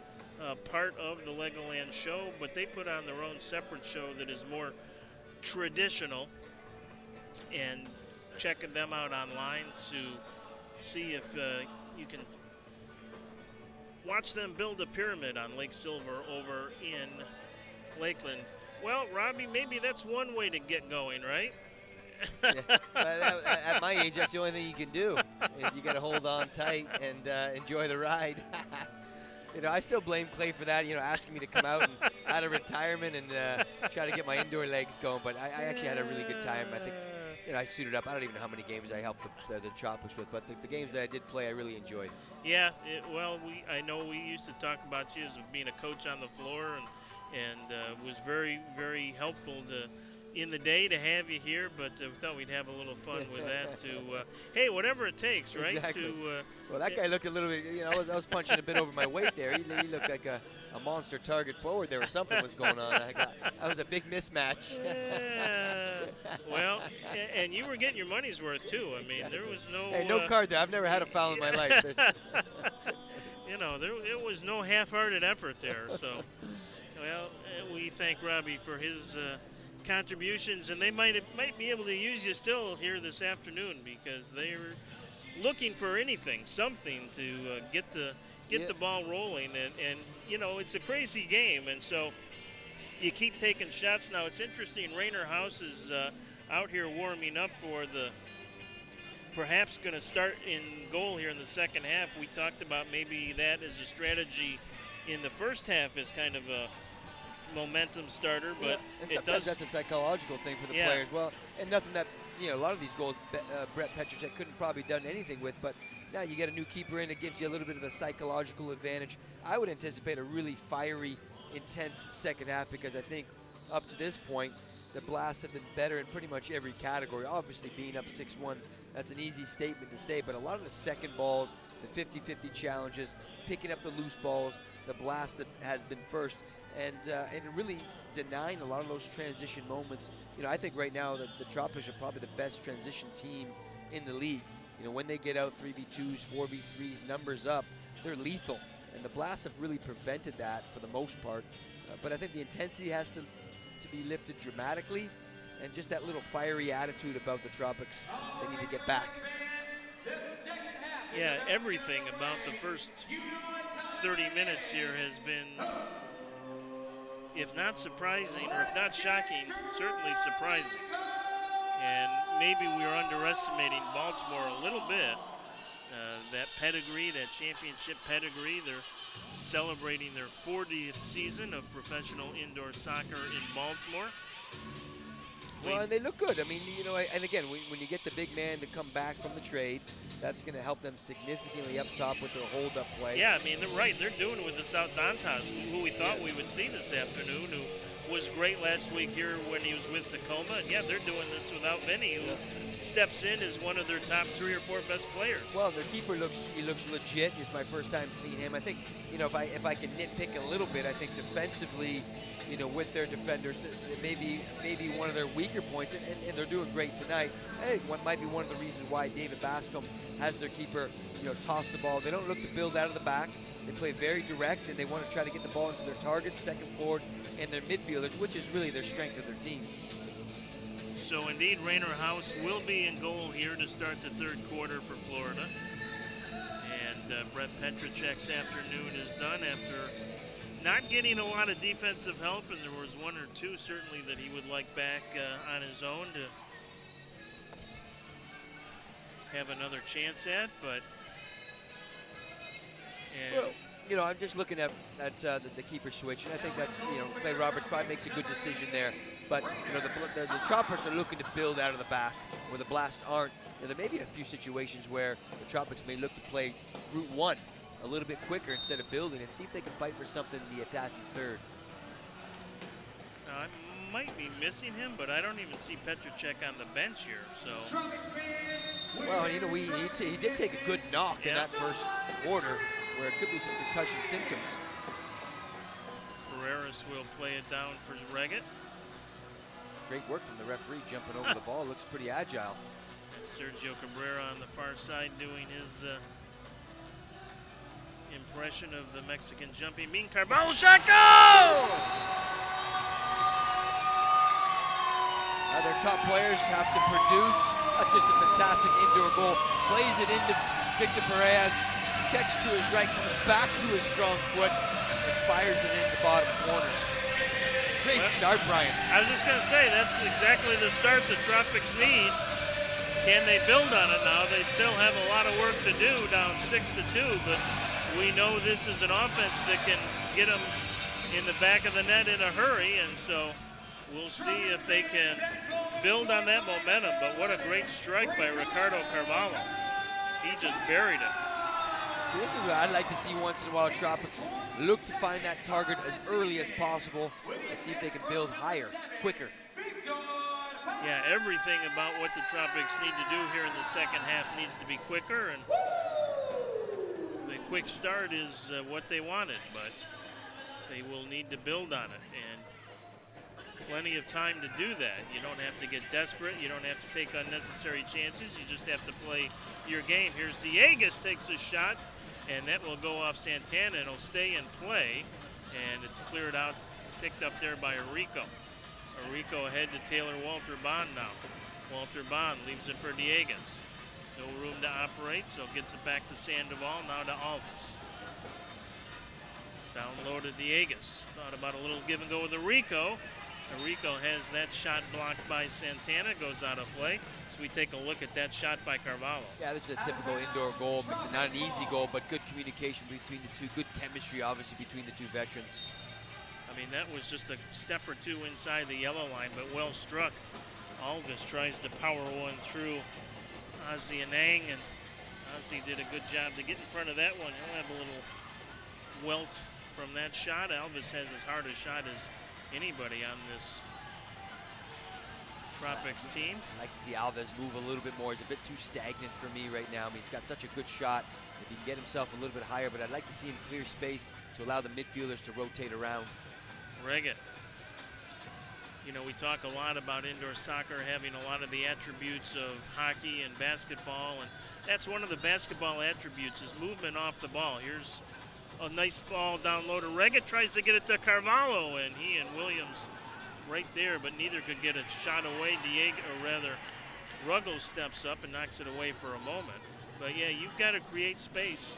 Indoor soccer is all about space and angles, and now here's a counter chance. Kita back the other way. Kita taken off the line. Good defensive play by Rafa Alvis, and I think that was ticketed for the far post. Well, again, another transition moment for the Blast. Because they are sitting in, what it does is it opens the Tropics up offensively, and there's a lot of space in behind for the Blast to attack into. But again, that's a momentum-building play defensively because that one was going to make it 7-2. Here's Taylor Walter Bond down low. Vandergrift with a shot off the glass. Sandoval will collect the rebound out near the yellow line. Gets it back from Vandergrift now.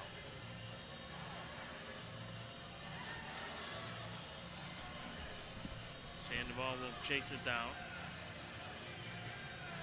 Yeah, really when teams sit in, it's about clearing aside so the ball can be played down the board just like this to Diegas. Diegas with a little give and go with Pereiras and then takes a whack at it from in close.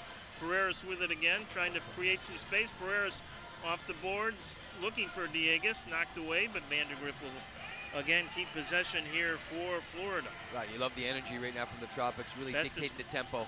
Best it's been all game, easily. So, that urgency, energy, quick shifts, finding the targets, moving off the targets. You love it, what you're seeing right now from the Tropics.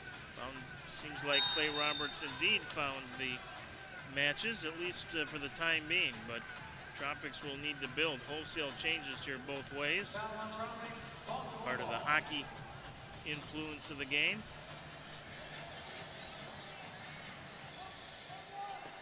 Ruggles going to pick up in the corner here. Hughes off the boards in front looking for Kita. As Roque didn't have much space to operate and did a nice job getting it to Hughes. Ruggles will leave it over for Monaleras. Ruggles with it. Rico picked up by his number 22 counterpart, Juan Pereira.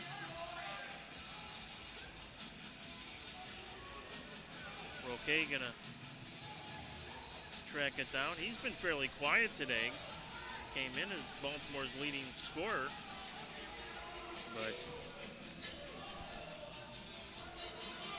that makes you a little nervous when Baltimore has 6 and Roque hasn't been a big part. Rainer House comes out, does a nice job, gets it to Kyle Williams. Williams had some room to run there, but gave it up to Monaleras. Down to Reggett now. Reggett trying to turn, fires, and Seehofer gets a piece of it as it was deflected and had kind of a funny spin on it. Yeah, Hauser's just got such long arms. I mean, he can cover the entire span of the goal when he dives. Chance here for the Blast, and there's an easy redirect and a goal by Rayleigh. Well, Rayleigh with another goal. It might be a hat trick on the day for him, and another assist for Donatelli. I want to say he's got 2 goals, 2 assists, but he's had a nice, quiet game. You know, really defensive-minded Blast team, just capitalizing on the counterattacks. And whatever momentum that the Tropics may have gathered from that goal in the first minute by Carvalho, they are not able to capitalize as Rayleigh makes it a 7-2 game now. And indeed really has a hat trick. He's got all 3 of Baltimore's last 3 goals. And Oh, just easy goals as well, just making runs off the ball, and Tropics players are losing runners. Here's Diegas. Taylor Walter Bond got it back to Elvis, then Sandoval and back to Elvis.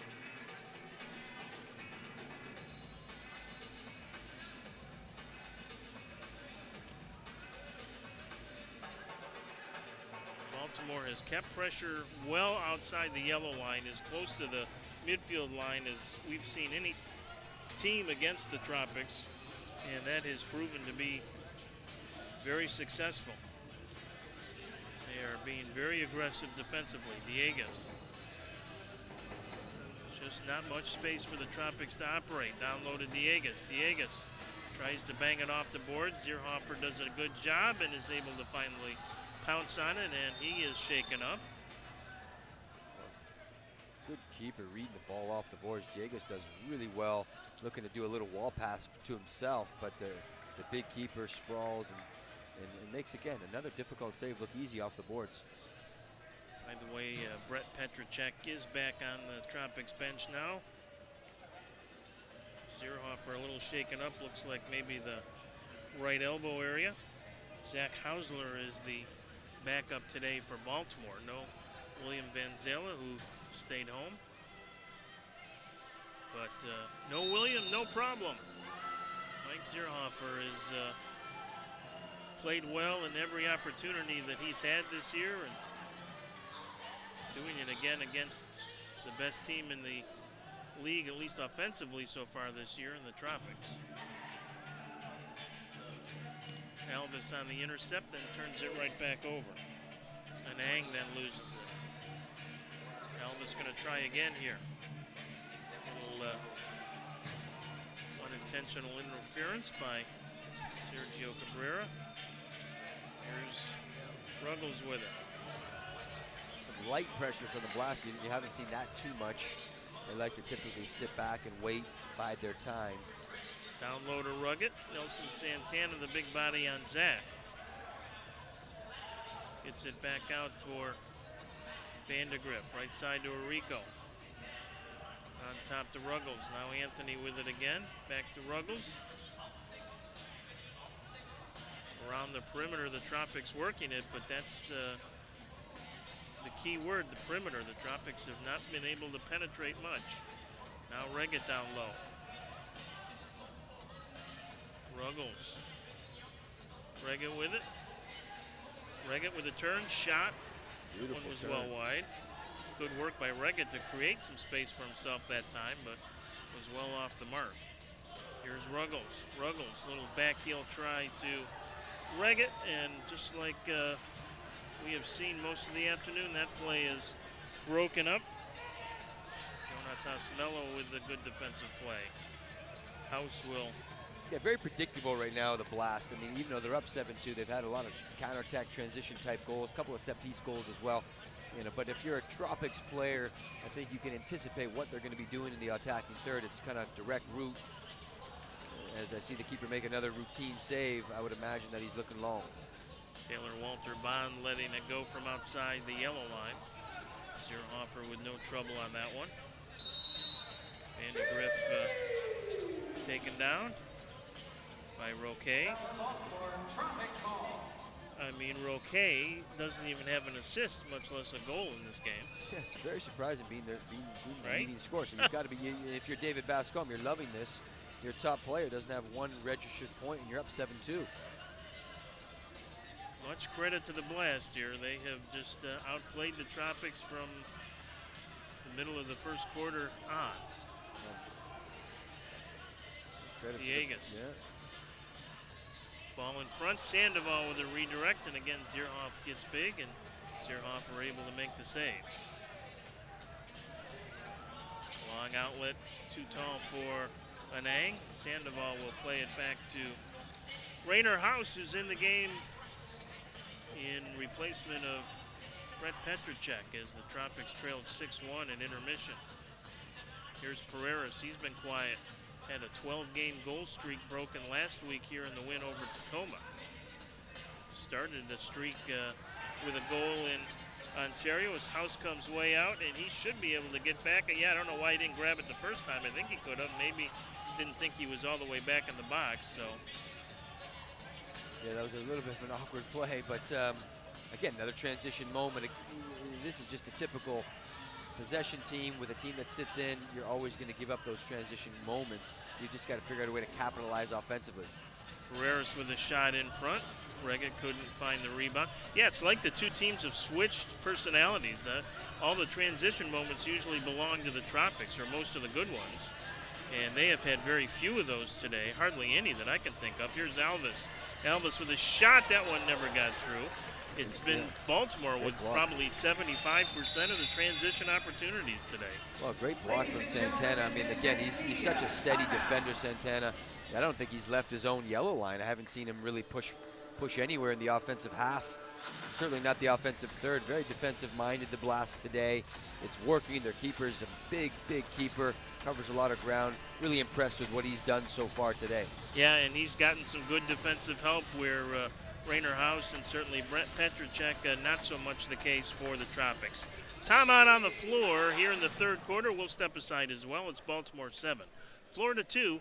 This is Soccer Night Florida, a special Sunday matinee edition on MASL TV. Head on over to the merchandise stand by section 232 to have your one of these winners will receive 4 tickets to Legoland Florida Resort. One of these games for me where you Central Florida.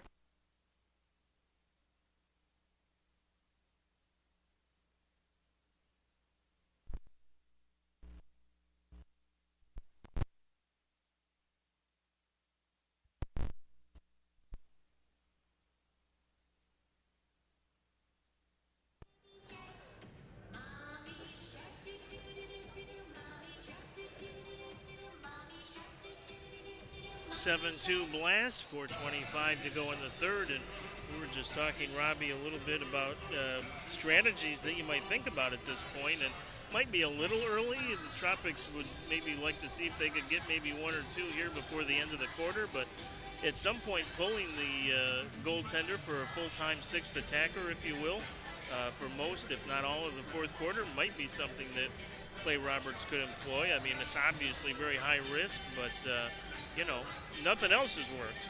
Well, it is, you know, you're playing a team that is sitting in quite deep and very content, and obviously with a five goal lead, you know, they don't have to push out at all, so they're going to feel pretty good about themselves sitting in their own half, defending, you know, pressure cover, and then just kind of countering whenever that time arises. Anytime the keeper gets the ball, he's looking to go route one.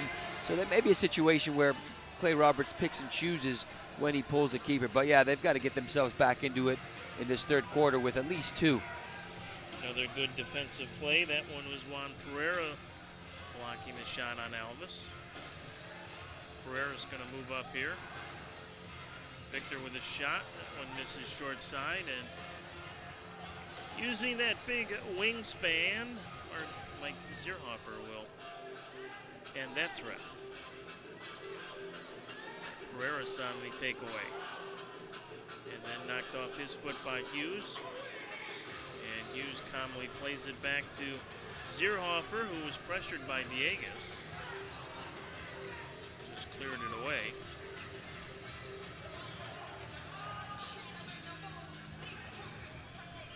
Yeah, I believe it looks like it might be Lucas Montoleras that has a 6th attacker jersey in his hand over there. Well, I think Clay Roberts is just thinking of some different ways. And again, it doesn't mean it has to be full time. It can be just pockets of time where when the Tropics have possession of the ball, you change the keepers. And when they lose possession, you can also change back and put your main keeper in. You know, so it may be pockets of time where Clay Roberts decides to add Lucas Montoleras. Because right now, it's difficult to break the Blast down because they just sink back into their own half. Yeah, he's got the keeper jersey on, and he's heading onto the floor, so here we go. Yeah, a little offense-defense situation. I would expect Lucas to go off. Right. Create your own man advantage situation, but do so at your own risk here. And, boy, that is a miscommunication right there. Unfortunately for the Tropics, that ball is going to go wide. Montoleras played it to a wing, and the Tropics were on a line change. Well, Chad Vandergrift was, yeah, you're exactly right, Brian. You know, now the Blast have to sit in, build a house. And you got 3 veteran players at top, so if they lose the ball, you know, it's probably going to be an empty net goal. Pereiras with a shot. That one's knocked away again by the Baltimore defense. A lot of credit to those guys in front of Zierhofer. They have performed very well. All Clay Roberts is looking to do here is just build a little bit of momentum going into the fourth quarter with maybe a goal with the 6th attacker. Carvalho will be the trigger man here. Florida not able to do anything with it. So Manolares will give it away. And my goodness gracious, I mean really, that's just, if you need to know what the Tropics have been all about this afternoon, those last two sequences is it in a nutshell. I mean, Manolares passes to an open wing and almost gives up an easy goal, and then he just makes a bad pass, and it's an easy, I mean, just almost inexplicable. Well, his head's not in it as a 6th attacker. Normally you don't see a 6th attacker in the third quarter, but Clay Roberts is trying to change some things up and give him credit. You know, as a head coach, he's trying to do whatever it takes to get some momentum in the attacking play. But, yeah, that's a tough one to give up. Just a basic turnover for Luca Montelares. And, again, I said once there's a turnover with those front three veteran-type players for the Blast, they're almost certainly going to stick it in the back of the net. Just ugly. They shouldn't have ugly sweater afternoon here, not Aloha shirt day, because it has been ugly at every single turn. Just really shocking. And your point is well taken, Robbie, about, I mean, at some point you're just not going to have a very good game. The Tropics have been so great all season that, you know, you're just going to have a stinker now and again. But this is extraordinarily stinky, Yeah, I guess is what I would. You know, being a coach for a long time, these games certainly happen more often than you would like as a coach. You kind of just scratch your head. But it's really just a perfect storm because the Blast get out to a good lead, but their style and their tactics doesn't lend itself for the Blast to get into the game transition-wise. And it's just really frustrating to play against teams that sit in. But this is what playoff soccer is going to look like. Manolares back out there as the 6th attacker, and here comes Roque. Roque going to take the shot. Manolares gets a piece. So Really save Manolares. Good shot from Roque, too. That was going top corner. But again, another transition moment, another turnover, out to the races if you're a Blast. I mean, Clay Roberts still back there coaching his heart out. God love him, but it's just not happening on the floor here this afternoon. Well, what you're doing, too, is you're preparing your team for the playoffs when they do come, and I think you're going to be playing against teams that sit in. They are obviously going to understand the strengths of the Tropics. That's getting out. That's quality attacking players. Can you shrink the space for the best players like a Pereiras and a Dieguez and a Reget? And this is what they're going to have to deal with. So this is great learning experience for the Tropics. A painful lesson. There's Dieguez. And what do we got? Dieguez couldn't, again, just like a golden brick wall. opportunity and couldn't quite handle it. It's just a brick wall back there. I mean, yeah. this keeper can cover some ground really quick and looking to be the #1 for the Blast. And you got to give credit to David Bascom and Adado Neto. Again, two savvy veterans of the indoor game. And, you know, they've obviously done a great job today. Definitely credit to the Blast. I mean, they've come in here and they've just been much the better. We've said that so many times about the Tropics when they've played teams here, that they've just simply been much better, and there's no other great or deep analysis needed. Today, it's been exactly the opposite. Baltimore has just been much the better. Here's Pereiras with a shot. Goal!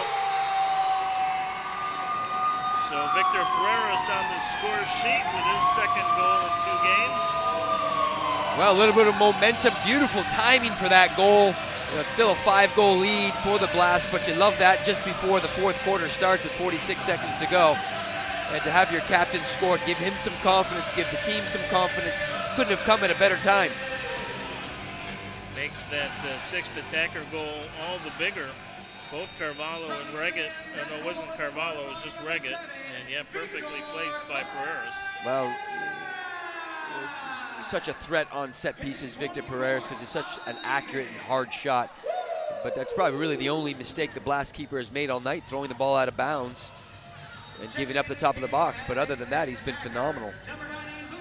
Manolares back in there as the 6th attacker.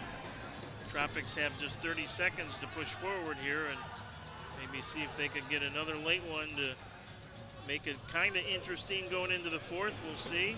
Here's Carvalho down low, off the boards in front, and Reggett was making a run, but Nelson Santana was there. Long ball, and Montoleros will get back. It'll be off frame anyway, so Zierhofer making a bid.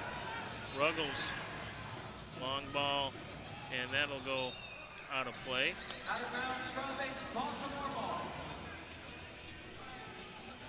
So just 3 seconds to play, and Baltimore will run out the clock on, all in all, what was a good third quarter for Baltimore, as each team scores just twice, but what was a 5-goal lead at intermission at 6-1 remains a 5-goal lead heading into the final 15 minutes at 8-3, as the Tropics were able to convert that last-minute restart from the top of the arc, but that may very well be under the heading of much too little, much too late.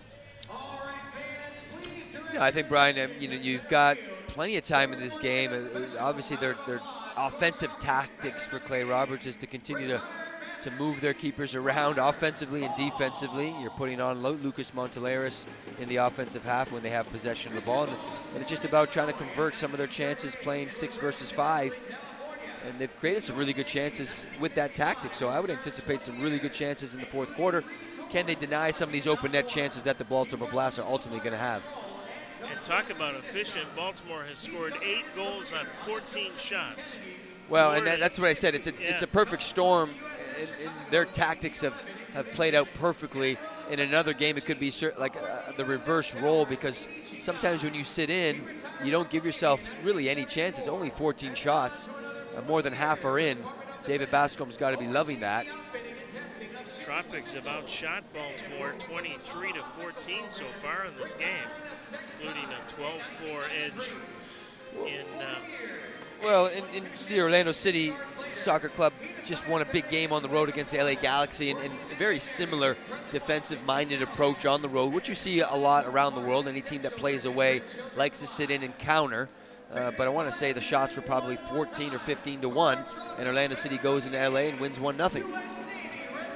Big game coming up. What is that, a week from today in Orlando, right? Yeah, big game, U.S. versus Panama. World Cup on the line for the U.S. If they win, they're in. And, I would anticipate a great crowd in Orlando. And obviously the big guns are coming into town. A lot of the European players that the U.S. have over the years, they've really developed a lot of the younger players have gone overseas to play for big clubs, whether it's Dortmund, Chelsea, Juventus. So the U.S. have done a great job of sending some of their top talent around the world, and I would anticipate a big win at home versus Panama. Is that a night game? Yes, it's 6:30, I think. Okay, yeah. So just thinking out loud here for Tropics fans, because Florida will be playing next Sunday, but that is a 2 o'clock kickoff up in Utica. So after today's game, the Tropics will be on the road for 4 straight, starting Friday night in Harrisburg, Sunday night in Utica, next Wednesday back in Ontario, and then next on Thursday the 31st against San Diego, before returning here to close out the regular season on Sunday, April the 3rd. That will again be against Baltimore. Tropics are 2-0 against the Blasts this year, having won twice at the CQ Arena in Maryland. So Baltimore returning the favor, tasting one here on the Tropics so far, 8-3. Well, I'm looking at Lucas Montoleros wearing a different goalkeeper jersey, because you've got Chad Vandergriff as well with a keeper jersey. So it looks like Clay Roberts is not even going to use their keeper and maybe just trade players back and forth, because Lucas obviously for 15 minutes is not going to be able to play 6 attacker. Ruggles will bring it forward, gets it over to Montoleros wearing the camo jersey that the Tropics wore earlier in the year, I believe. It's not a camo jersey, it's similar to that, but definitely a 6th attacker look. Here's Ruggles trying to find a spot, and he just misses. Had a little alleyway there to the goal, and struck it well, but just a little high and off the mark. Wow, there's going to be a lot of chances, because what happens with this was already a miscommunication defensively. And sure how. Baltimore now makes it 9-3. Just really an I mean, easy goal. Yeah, it's just shocking how out of sync the Tropics are today. I mean, just completely. And again, credit to Baltimore, but and the road trip out and back to California in a day in between these two home games, but all of those factors still just going to have to be a little bit of soul searching after this one, because this has been the definition of a stinker. Well, and you've got the little guy up top, the midfielder Melo. He's got at least a couple of goals on the day. He's basically got an empty netter, and he's got an easy one. Just going to probably have a couple of more, because he's going to be on the top of the house for the Blast, and ultimately you're going to have some chances with some empty netters.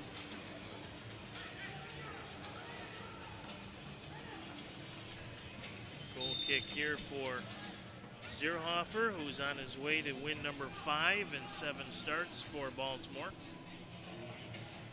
And as we mentioned, in terms of the Blast and their playoff seeding, this will be a big win. They will move back ahead of the Chihuahua Savage, and each will have played 19 games this year. Baltimore will have 34 points, Chihuahua will have 33. This is always disruptive for not only the Tropics, because you're trying to put a power play unit on at times, and your changes and your shifts start to really get messed up. So it'll be interesting to see how Clay Roberts uses this man-up situation. Josh Hughes with the slide there that Zierhofer actually had to be pretty quick on to avoid an own goal. Donatelli tried to bend one around Drew Ruggles, with Chad Vandergriff now on as the 6th attacker. Again, errant ball. Here's Donatelli with it. Again, Ruggles gets in the way as Donatelli thought about the long chip. Yeah, I think Chad's staying on a little bit too long defensively. He needs to get their number 1 back in the goal, and there's a lot of open net opportunities for the Blast right now. I think defensively they're struggling when they lose the ball with the 6th attacker. Here's an intercept for Anthony Arrico. Arrico brings it to the sideboards. Never did really get a good shot away. Again, looked for a brief moment to be a promising setup, and not much happening. Baltimore will pull it back out. Donatelli will play it all the way back to the Baltimore line. It's a good play by Jonatas Mello there to create an opportunity, and Mello behind the Florida defense, and that is a 10-burger now for Baltimore. Well, Melo's just on fire today, getting in and around the box, scoring some cheeky goals, and again, goals with not a lot of pressure around him, but you've got to still score them, and he's had a fantastic game today. Can we just concede the last 12 and a half minutes and go home? I think the fans are probably thinking the same way. We've got to stay, but if I was if I didn't have to, I would be tooling down U.S. Highway 98 about now. Well, and again, when you're changing keepers back and forth, there's a lot of miscommunication. It's just out of control time now. It's got to be a perfect storm offensively. When you pull the keeper, you certainly can get some goals if there's a couple of minutes left in the game. Oh, there's a blue card, finally a blue card. I'm not sure why he's yelling. Reggett going to be in there to probably get a yellow card himself. We'll see. Not sure what Pereira was screaming at, but maybe. One of the things that Clay Roberts likes to preach is high intensity, low emotion. Well, it's been low intensity and low emotion up until this moment, and Zach Reggett going to get the yellow card. And the good news out of all that, besides the Florida power play, is that I think Carvalho's going to be okay. Well, and again, if you're doing a power play and you've got already pulling the keeper, you had a 6-on-4 advantage. A really good opportunity to get a goal, but consequently, you leave your goal wide open for a nice long shot from a Blast player. So effectively, yeah, 6-on-4 situation here for the Tropics. I mean, these are situations where you can almost practice things that you don't normally practice that much. 6-on-4, for example, being one of them. As Ruggles steps in and scores.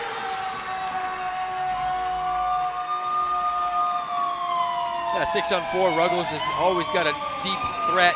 Good shot, bottom corner. And really a play out of nothing there. But again, a little bit of momentum. Down 6 goals. I've been a part of games where we've been down a significant amount of goals in the fourth quarter, and just little by little chip away, and you just never know what might happen. You're definitely way more optimistic than I am. I'm a glass half empty kind of guy, I think, so. You being a coach have to be glass half full. Yeah, you're right. I'm always thinking of ways, and again, I think if anything else, you're still working on stuff for the next game. Yeah, that's exactly where I think the Tropics are at. I mean, they're not giving up. I don't mean that, but yeah, you're really looking at situational soccer and trying to execute things against opponents that you don't get a chance to do much in practice, obviously. So. Well, and again, they've had so many leads. They've won so many games at Tropics, obviously with 16 wins. They've really not had a lot of practice with the 6 attacker. Right. A lot of practice against, but not for.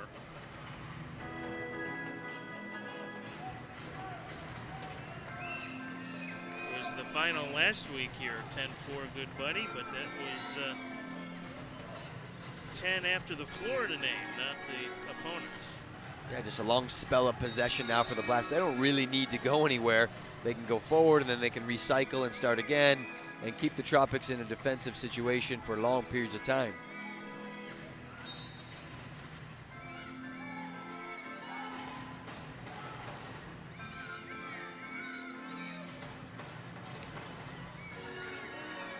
Haven't seen a lot of Breno Oliveria. He's out there now.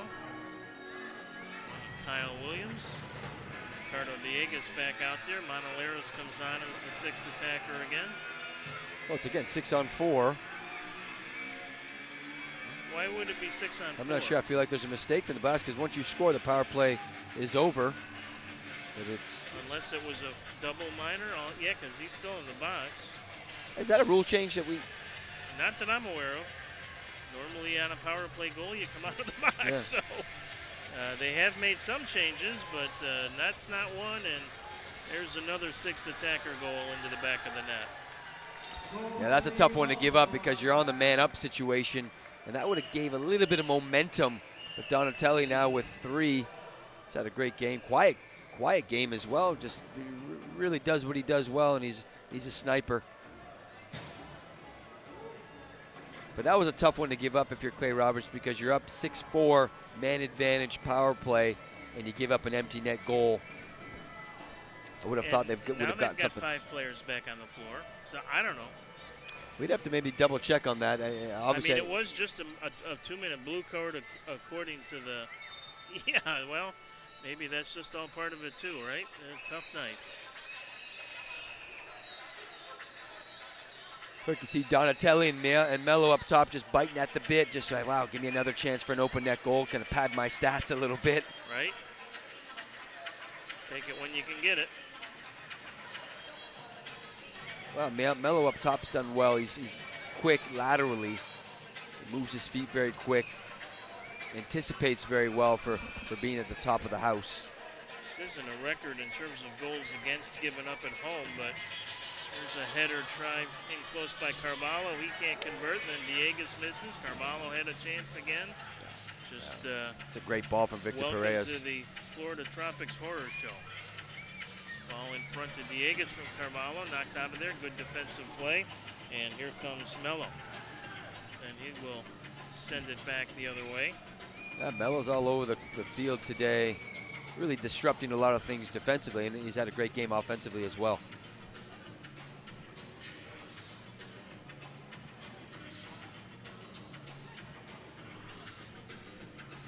Sandoval gets it to Reggett. Back to Yoshio. A long spell defensively for the Blast. They're going to be absolutely gassed. These are the situations too, Brian, where offensively, if you're a Tropics player, you're allowed to change. You don't have to stay out there 6 attacker the entire time. Get some fresh legs on the field. That was just one change right now. Ruggles comes in.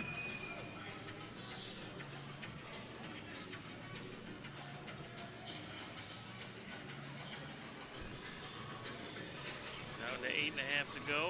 Vandegrift now out there as the 6th attacker.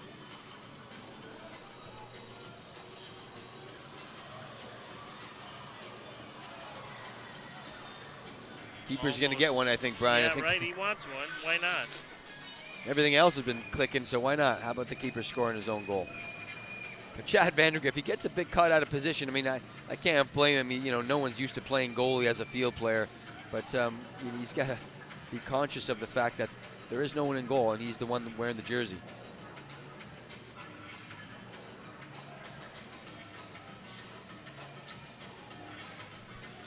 Checking the record books, looks like the Blast have tied a record for most goals conceded at home in a game by the Tropics, which is 11. And believe it or not, the Tropics gave up 11 to the Orlando Seawolves back in January of 2019. So that is... well, yeah, it happens for sure. And I think, again, we talked about it earlier. It's a perfect storm. The tactics coming into the game for the Blast were great. They're sitting in. Everything is route one. It's very direct, scoring some set pieces. You know, and again, those transition moments, give the Tropics the ball, let them dictate the tempo, and we'll capitalize with balls in behind. The overall record for most goals given up by the Tropics in a game is 14. That was in Syracuse way back in the very first season of Tropics play, February of 2017. That same year, a New Year's Eve game, I remember, in Cedar Rapids. Wouldn't be surprised Rainer House was the goalie in that game for the Rampage. The Tropics gave up 13. So those are the high water marks, or the low water marks, if you will. As you can see, Clay Roberts still trying to make it a coachable moment, a teachable moment, and perhaps sow the seeds for something coming up here over the final 5 games of the regular season or the postseason. Yeah, that's it, Brian. It's all about teachable moments. I mean, ultimately, right now, you know, losing one game, you know, isn't the end of the world. But can you learn some things about yourself? And obviously, you know, 6 attacker 4. Again, the other thing is something you can work on is when teams sit in, like the Blast have done today, half-court defending type of mentality where there's not a lot of space in behind. There's really no transition moments in the game. You know, how do you dissect that as well? And I think those two things are going to really help them as they push forward.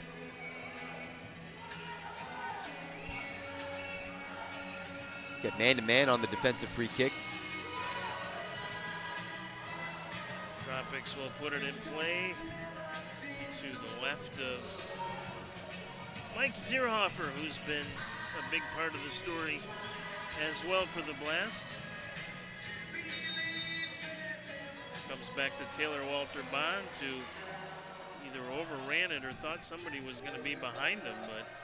But I can tell you who's not coming off. It's Mello up top. He's been on the entire 6 attacker against. He's wanting some of those empty netters, and I can't blame him because he's had a great game, but he's got to be exhausted. Carvalho with the shot. Taylor Walter Bond with a nice effort and a great save there by Zierhofer, his best of the game. Wow, he is something right now today, Zierhofer. Again, my first time seeing him play, and he is a big body, big presence for such a big guy. He gets down quickly. He's got really good reaction time. I think it's my first time seeing him in person as well, but as I mentioned to you before the game, I've probably seen more Blast games than any other team other than the Tropics, of course, this year. Well, and their number 1, William Vanzelli, such a good keeper as well, distributor, and I know he's had a few injuries this year as well, so opportunity for the youngster to come in and prove himself. And sometimes, you know, if you're David Bascombe, you're kind of riding the momentum. Like, this guy can really make some saves. He's a stone wall back there. Yeah, so Tropics fans might be surprised by his play. I'm not. He has really been impressive every time I've seen him, and this is not an outlier. He has been good. He came into the game with a goals against average of just over 4.5, which is very good, as Rainer House will come off his line to take it away. And so I think the goaltending future in Baltimore is bright with both Vanzela and now Zierhofer, who will, I'm sure they'll slowly transition that way. Although in the playoffs, you'd have to think Vanzela is going to get the call, and if need be, Zierhofer there to back things up. But Manzella, championship level goalie, no doubt about that. Well, credit to the Blast on the 6 attacker against. They've really closed the spaces down, shifting well in their house, moving collectively as a unit, so you have to give them credit. I'd like to see the Tropics move the ball a little bit quicker, trying to figure out a way to exploit the man-up advantage. Walter Bond couldn't get it in front, had about 3 Tropics players there, but unfortunately never got to any of them. I think the fans have got to be wondering what is going on here. 6 attacker against for the entire 4th quarter. But I like the play from Clay Roberts. I think it's a good tactic, unless you give up another empty netter. Good play by Monalaris. That's about the 3rd time that he's got like a laugh. He's just smiling down there like, come on, guys, just give me one here. Eyes are lighting up for the front 3 veterans for the Blast, and the front 3 are biting here for that nice open net goals. A lot of my favorite goals, I was always at the top defensively. You know, the Blast were, you know, in my area, one of the stronger teams in the league, so we would be building a house quite a bit, and I was always at the top. Always loved it because I could score some easy goals finally. Against your offer with the save on Diegas. Yeah, Donatelli's been denied twice by Ruggles, and then that last play by Monalaris. And any one of them could have been easy goals, but credit to the Tropics, still out there working hard to do the right thing, and Pereira's with it, trying to create some space. Didn't get a good strike on it. Regan keeps it alive over to Carvalho. And Diegas sends that 3/4 of the way to Port St. Lucie. Yeah, tough ball from Carvalho. I like the idea, but it was bouncing towards Diegas, so that was a difficult one to control and keep down. Yeah, either get an amazing strike on it, or it's gone. It looks like, the worst thing you've ever taken a swing at. So, unfortunately for Diegas, it was the latter there. I think this style is going to really suit Dantas when he comes in because, again, we mentioned Route 1. Keeper gets it, it's a launch, and he loves the battle. He's a big body. That's only going to help the Baltimore Blast as they progress into the season. Yeah, right. And we've mentioned it. As impressive as Baltimore's been today, they've done it without Vinny Dantas, who they reacquired after a season and a half out in Tacoma. Roque taken down. They say play on.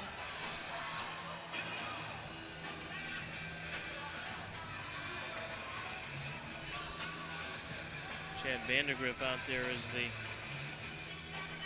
Yeah, it's an interesting pick for me, Chad Vandergriff, as a 6 attacker, but you know, maybe he's proven in training that he can kind of run the show as a 6 attacker. Inside 4 minutes to go. More people still here than I would have guessed. Maybe they're waiting for the autograph session, which is a popular part of every Tropics games. And win, lose, or draw, the Tropics are always out there 10 or 15 minutes after the game to meet their fans and sign shirts and balls and posters and whatever else is stuck in front of them within reason. So again, when you look at this, Brian, you've got a 6 attacker 4, and you've got guys, you know, essentially it's a power play. And you've got guys like a Yoshio. He's not used to being in a situation where he's got to make decisions with the ball. And sometimes it looks a little bit stagnant, and I think that's why they haven't really created as many chances. Ultimately, when you're on the 6 attacker 4, it's only for a couple of minutes, and typically you have your power play unit on. Guys that are comfortable in and around the area, making decisions with the ball.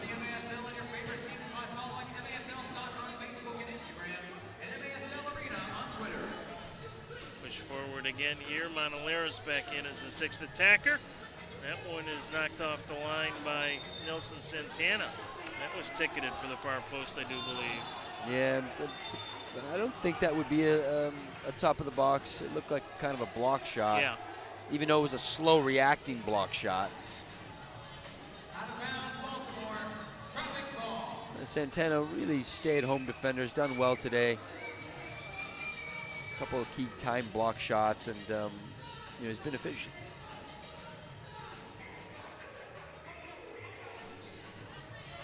Ruggles trying to keep possession.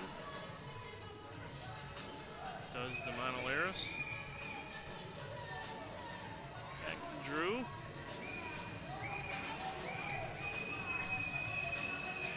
One never got through.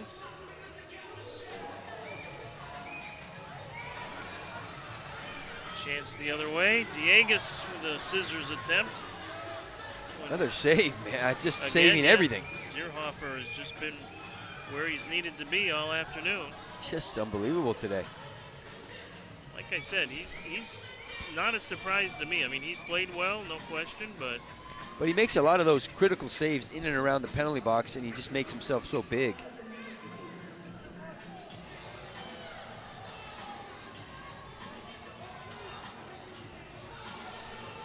so the Tropics will see a 6-game road trip, or winning streak rather, come to an end. They've got a 4-game road trip coming up as Kita sets the record for goals against. Well, yeah, I here. mean, at this point, you know, whether it's 12-4 or 20-4, you're still trying to work on your 6 attacker if you're Clay Roberts. And again, for the Blast, you know, credit to them. They deserved, obviously, the win. They've come in with a game plan, a strategy of sitting in and countering and capitalizing, and the Tropics obviously just didn't have enough on the night.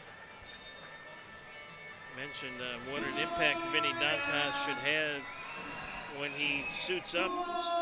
Well, they're going to have you know, we're looking at this lineup right now, some of the veteran players that they do have, their keeper, they're going to have, it's going to be a difficult out for anybody to play the Blast in the playoffs. Just going to say, they're going to be a threat again. Dantas has played in 124 career games in the MASL, 163 goals. So that's Well, his best years are with the Blasts. Oh, for sure, yeah. He spent most of his career in the MASL with Baltimore before heading to Tacoma. Here's Reggett with his shot. Zierhofer gets a piece again on the short side.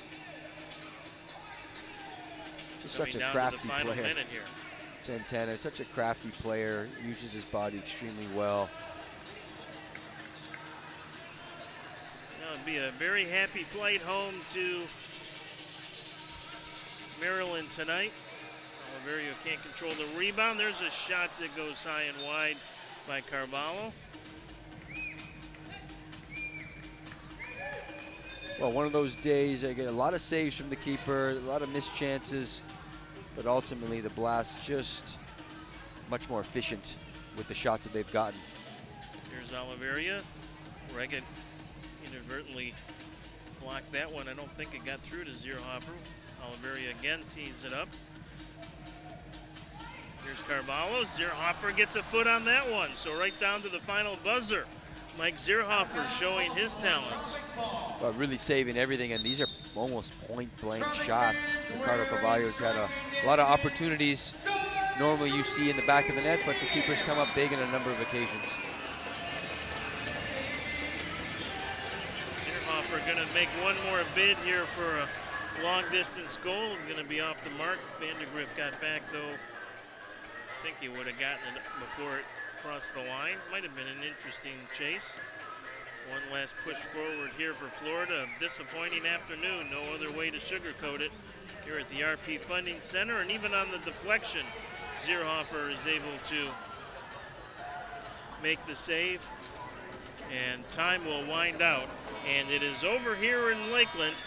A thorough beatdown as the Baltimore Blast come in here and stun the Florida Tropics by a final score of 12-4. Well, I don't know if I always believe it, but sometimes coaches will tell you, Robbie, that when you've had such a great season, that you start to believe your press clippings maybe a little, that a late season loss like this can be turned into a positive. Yeah, I really believe that. You know, being a coach for such a long time, I think, you know, every coach and every player needs this, a real good, you know, beat down, so to speak. And I think, you know, Clay will look at things that he can improve on as a coach in terms of, well, what happens if and when teams sit back and kind of really corral and play a very defensive-minded, Route 1 attacking. And I think this will help him tremendously. It'll also help the players in terms of, you know, getting back down to some humble pie. And I think it'll be a benefit for them in the long run, even though obviously everyone's going to be super disappointed today. Yeah, you can supersize that humble pie because there's a slice for everybody available, and perhaps me included, because I certainly came in expecting a good game, but certainly nothing like this, that Baltimore would be so dominant. But they were, and give credit to the Blast as they win it by a final score of 12-4. So The Tropics will head out on the road for their next 4. They will be in Harrisburg on Friday night. They will be in Utica next Sunday, and then another West Coast trip Wednesday the 30th in Ontario, the 31st in San Diego, and then the finale to the regular season back here April 3rd against the same Baltimore Blast team, and then the playoffs begin. The Tropics will be home. We don't know an exact date yet. It'll be at some point the weekend of the 8th to the 10th. Probably the 10th. That has been a popular game day for the Tropics, Sunday afternoon, and I know that would be probably their first preference, but it will depend on a whole bunch of variables, the biggest one being who they will be matched up against, and we'll see how that all plays out. But we do know at least the Tropics have a home playoff game to look forward to, and their fans will be excited about that. Not so excited about the result this afternoon as the Blast win it by a final score of 12-4. My thanks to the gang from GT Sports, Mike and Gary and the group, and of course to Robbie Aristodemo. Enjoy your game against Panama, not your game, but kind of your game, the U.S. national team in Orlando for a big game a week from tonight, and we'll have eyes on that one after the Tropics play in Utica next Sunday afternoon. The final, once again, Baltimore 12, Florida 4. Until we talk to you again next, have a great week, everybody.